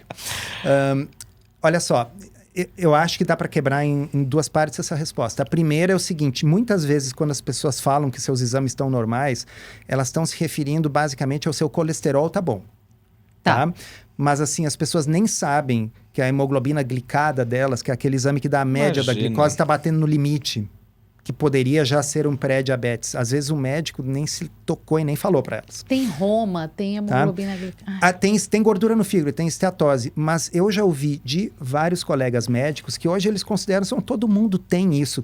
Pede um ultrassom, tá sempre lá esteatose. Eles já consideram que isso é uma coisa normal, faz parte da vida. Mas é um horror, né? Porque sim. assim, se 60% da população tem sobrepeso ou é obesa, daqui a pouco isso também... É isso. Né? Porque que inclusive era a minha...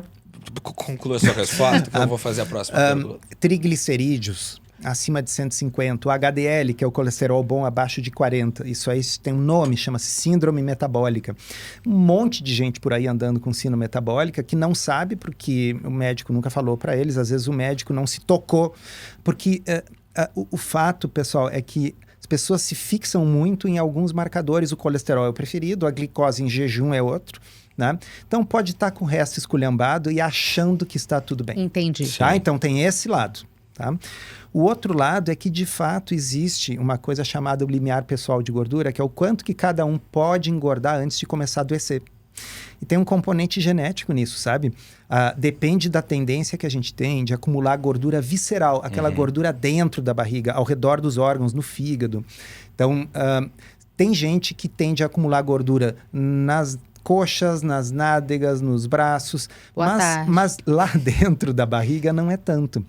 E existe o oposto, que é aquele falso magro, perna fina, braço fino, mas Barril. que tem uma barriguinha dura, que se você olhar lá dentro, fizer uma tomografia, os órgãos estão nadando em gordura. É o famoso periquila, né? A perna de periquito e barriga de gorila. Muito bom. Então, essas pessoas, muitas vezes, elas assim, ó, com 10 quilos acima do peso, já estão ficando diabéticas, com síndrome metabólica e gordura no fígado.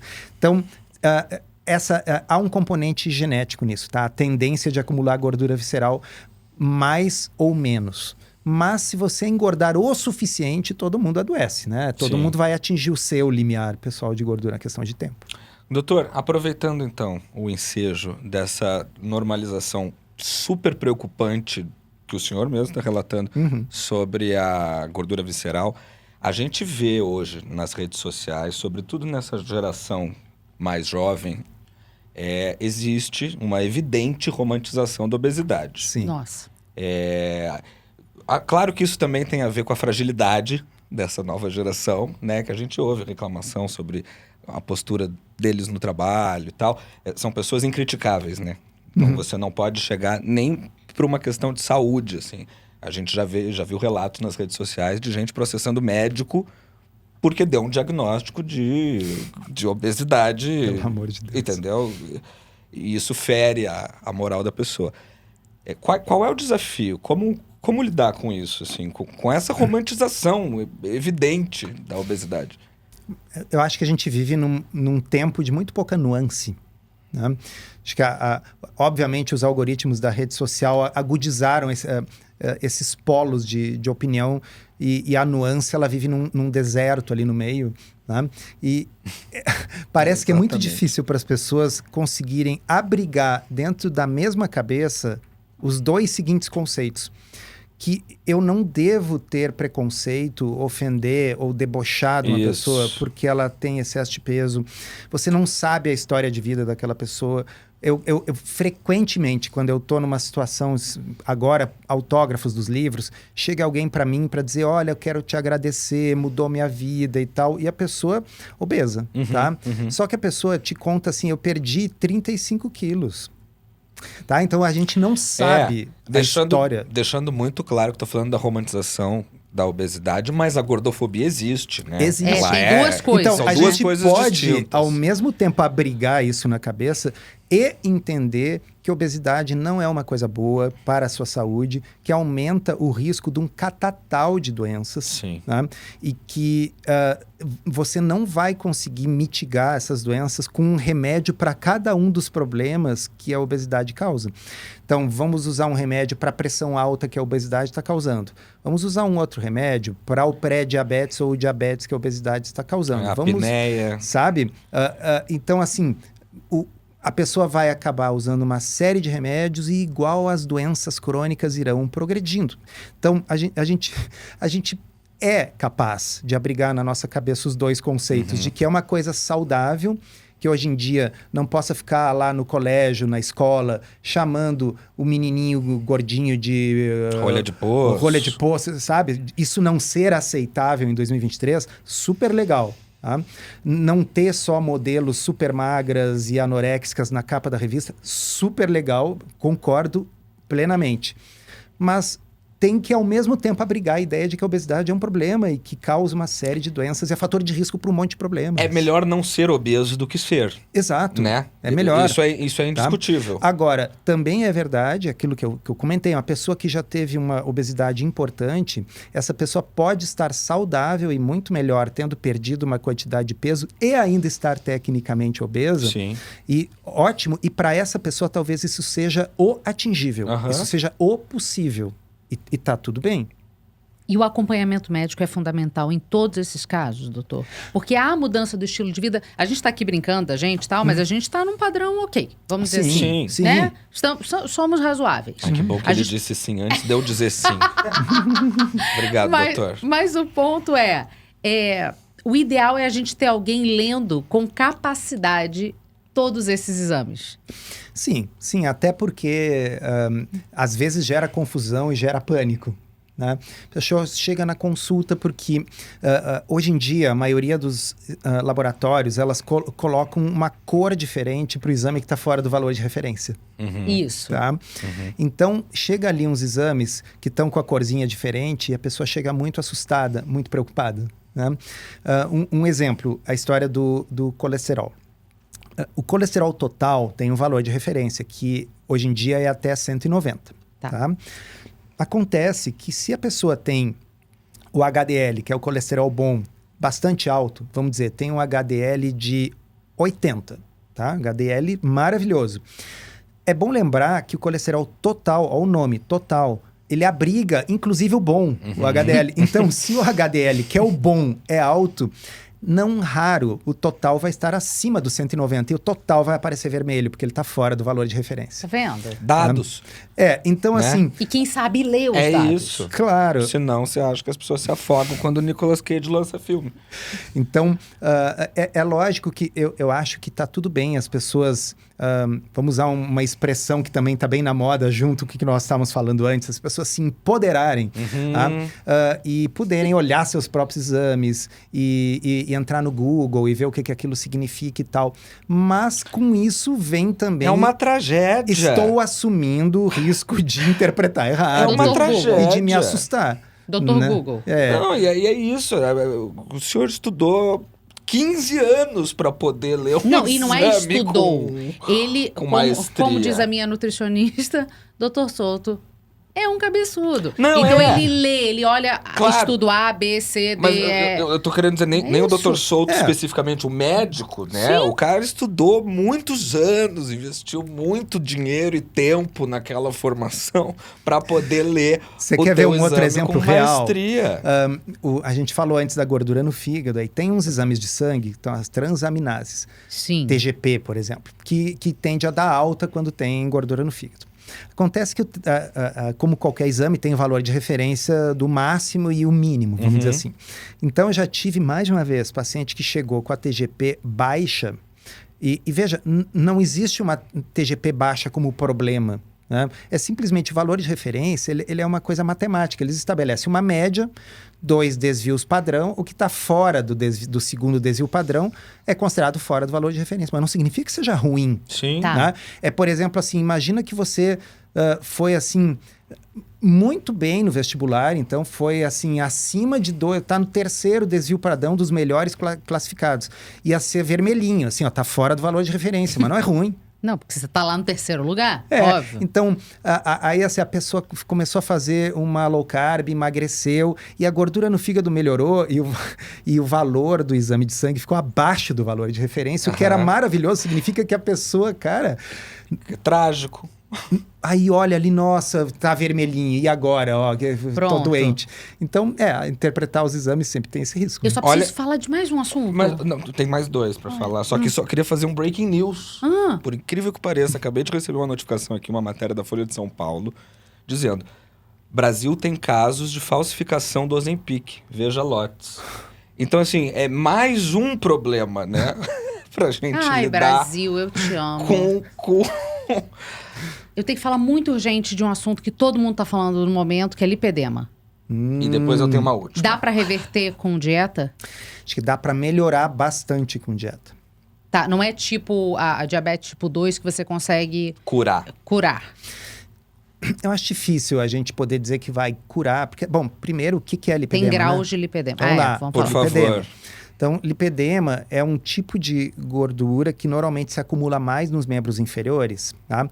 Mas se você vê, por exemplo, uma pessoa que está acima do peso, costuma ter aquela gordura mais acumulada na coxa, às vezes um pouco na perna, mas chega lá no tornozelo. Tornozelo é o tornozelo de qualquer pessoa, tá bem?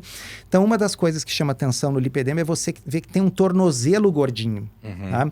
E muitas vezes é uma pessoa que ela pode, inclusive, não ter sobrepeso, mas tem um acúmulo desproporcional de gordura nos membros, sobretudo nos membros inferiores. Muitas vezes se acompanha também de uma tendência de ter manchas roxas nas pernas por fragilidade capilar, e algumas pessoas têm inclusive dor, porque essa não é uma gordura normal, ela é uma gordura inflamada, uma gordura que tem o edema, né, o acúmulo de líquido. Tá? Então, o lipedema é uma coisa que não está no radar de muitos médicos. Eu confesso que até uns poucos anos atrás eu desconhecia isso. A gente, para quem não está com o olho treinado, a gente pensa, é só uma perna grossa. Tá? E às vezes a pessoa tem sobrepeso, obesidade, bom, tá. Né? Mas aí quando a gente começa a prestar atenção, tem essa distribuição.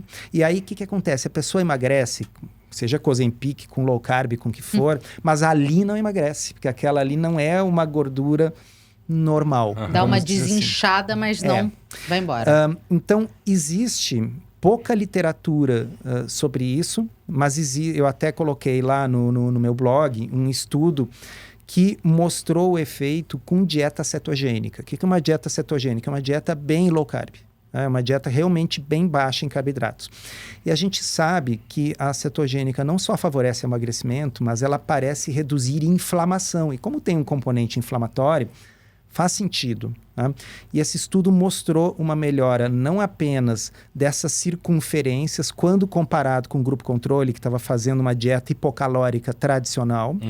Então, abrindo um parênteses, só porque eu te disse que precisa ter uma redução de calorias para emagrecer, não significa que todas as dietas sejam iguais no seu efeito sobre o emagrecimento. Claro. Tá? Então, quando a gente tem uma dieta com a quantidade adequada de proteína, pobre em carboidrato, com comida de verdade, que não tem um monte de ultraprocessados, farináceos e açúcar, a gente passa a ter um efeito anti-inflamatório que é perceptível em várias patologias de natureza inflamatória. Então, esse ensaio clínico randomizado que sorteou pessoas para uma cetogênica ou para uma dieta controle, o lipedema melhorou bem mais no grupo que fez essa versão da low carb mais restrita. Então, eu não diria que a gente vai fazer o lipedema desaparecer, tá? Mas, assim, melhora de forma muito significativa. Tá. Que bom. E só pra gente encerrar, então, é uma pergunta de cunho absolutamente pessoal, porque isso gerou um drama na minha casa esses dias, uma cisânia verdadeira, que é o seguinte: a minha esposa, como eu falei, se tornou de uns meses para cá uma assídua praticante de esportes. Excelente. Faz acompanhamento nutricional e a nutricionista dela recomendou que ela tomasse creatina. E ela tá adorando os resultados, etc. Só que a minha sogra, minha amada sogra, virou para ela e falou: olha, acho melhor você parar de tomar essa creatina que você tá ficando inchada. Doutor, o que faz a creatina no corpo? Ela pode inchar uma pessoa? Eu sei que a minha sogra estava se referindo ao acúmulo de músculos. Mas assim, se ela parar de tomar a creatina, mas continuar se exercitando, tomando seu whey protein, comendo direito, os músculos vão diminuir? É a creatina que está fazendo ela crescer mais do que o normal? A creatina, ela simplesmente permite que o músculo se recupere um pouco mais rápido na questão do ATP lá no músculo, de modo que a pessoa que treina... Então, primeira coisa, se você não treina, a creatina não adianta muito, tá? A creatina, ela Você só vai fazer o xixi mais caro. Isso, Tá. correto. Tá? A creatina, ela vai permitir que a pessoa consiga fazer uma repetição a mais quando já está no nível da fadiga do músculo, ou consiga aumentar o peso. Né? Então, permite sofrer mais, que é porque sofrendo é que você vai ter o resultado. No E a pain, creatina, no gain. tá? Ela consegue melhorar esse desempenho, sobretudo no treino de força. Então, sim, pode melhorar a hipertrofia porque permite treinar mais pesado. Tá? De fato, a creatina, ela acumula no músculo, ela é uma molécula hidratada, então ela pode reter um pouquinho de água, o que pode dar esse aspecto visual. Mas não é é uma coisa assim, talvez medindo com uma fita métrica, tem uns milímetros lá de diferença, entendeu? Se fosse assim, o pessoal tava tomando creatina direto e andando, né? Grande. Então, sogrinha, fica tranquila, não é a creatina.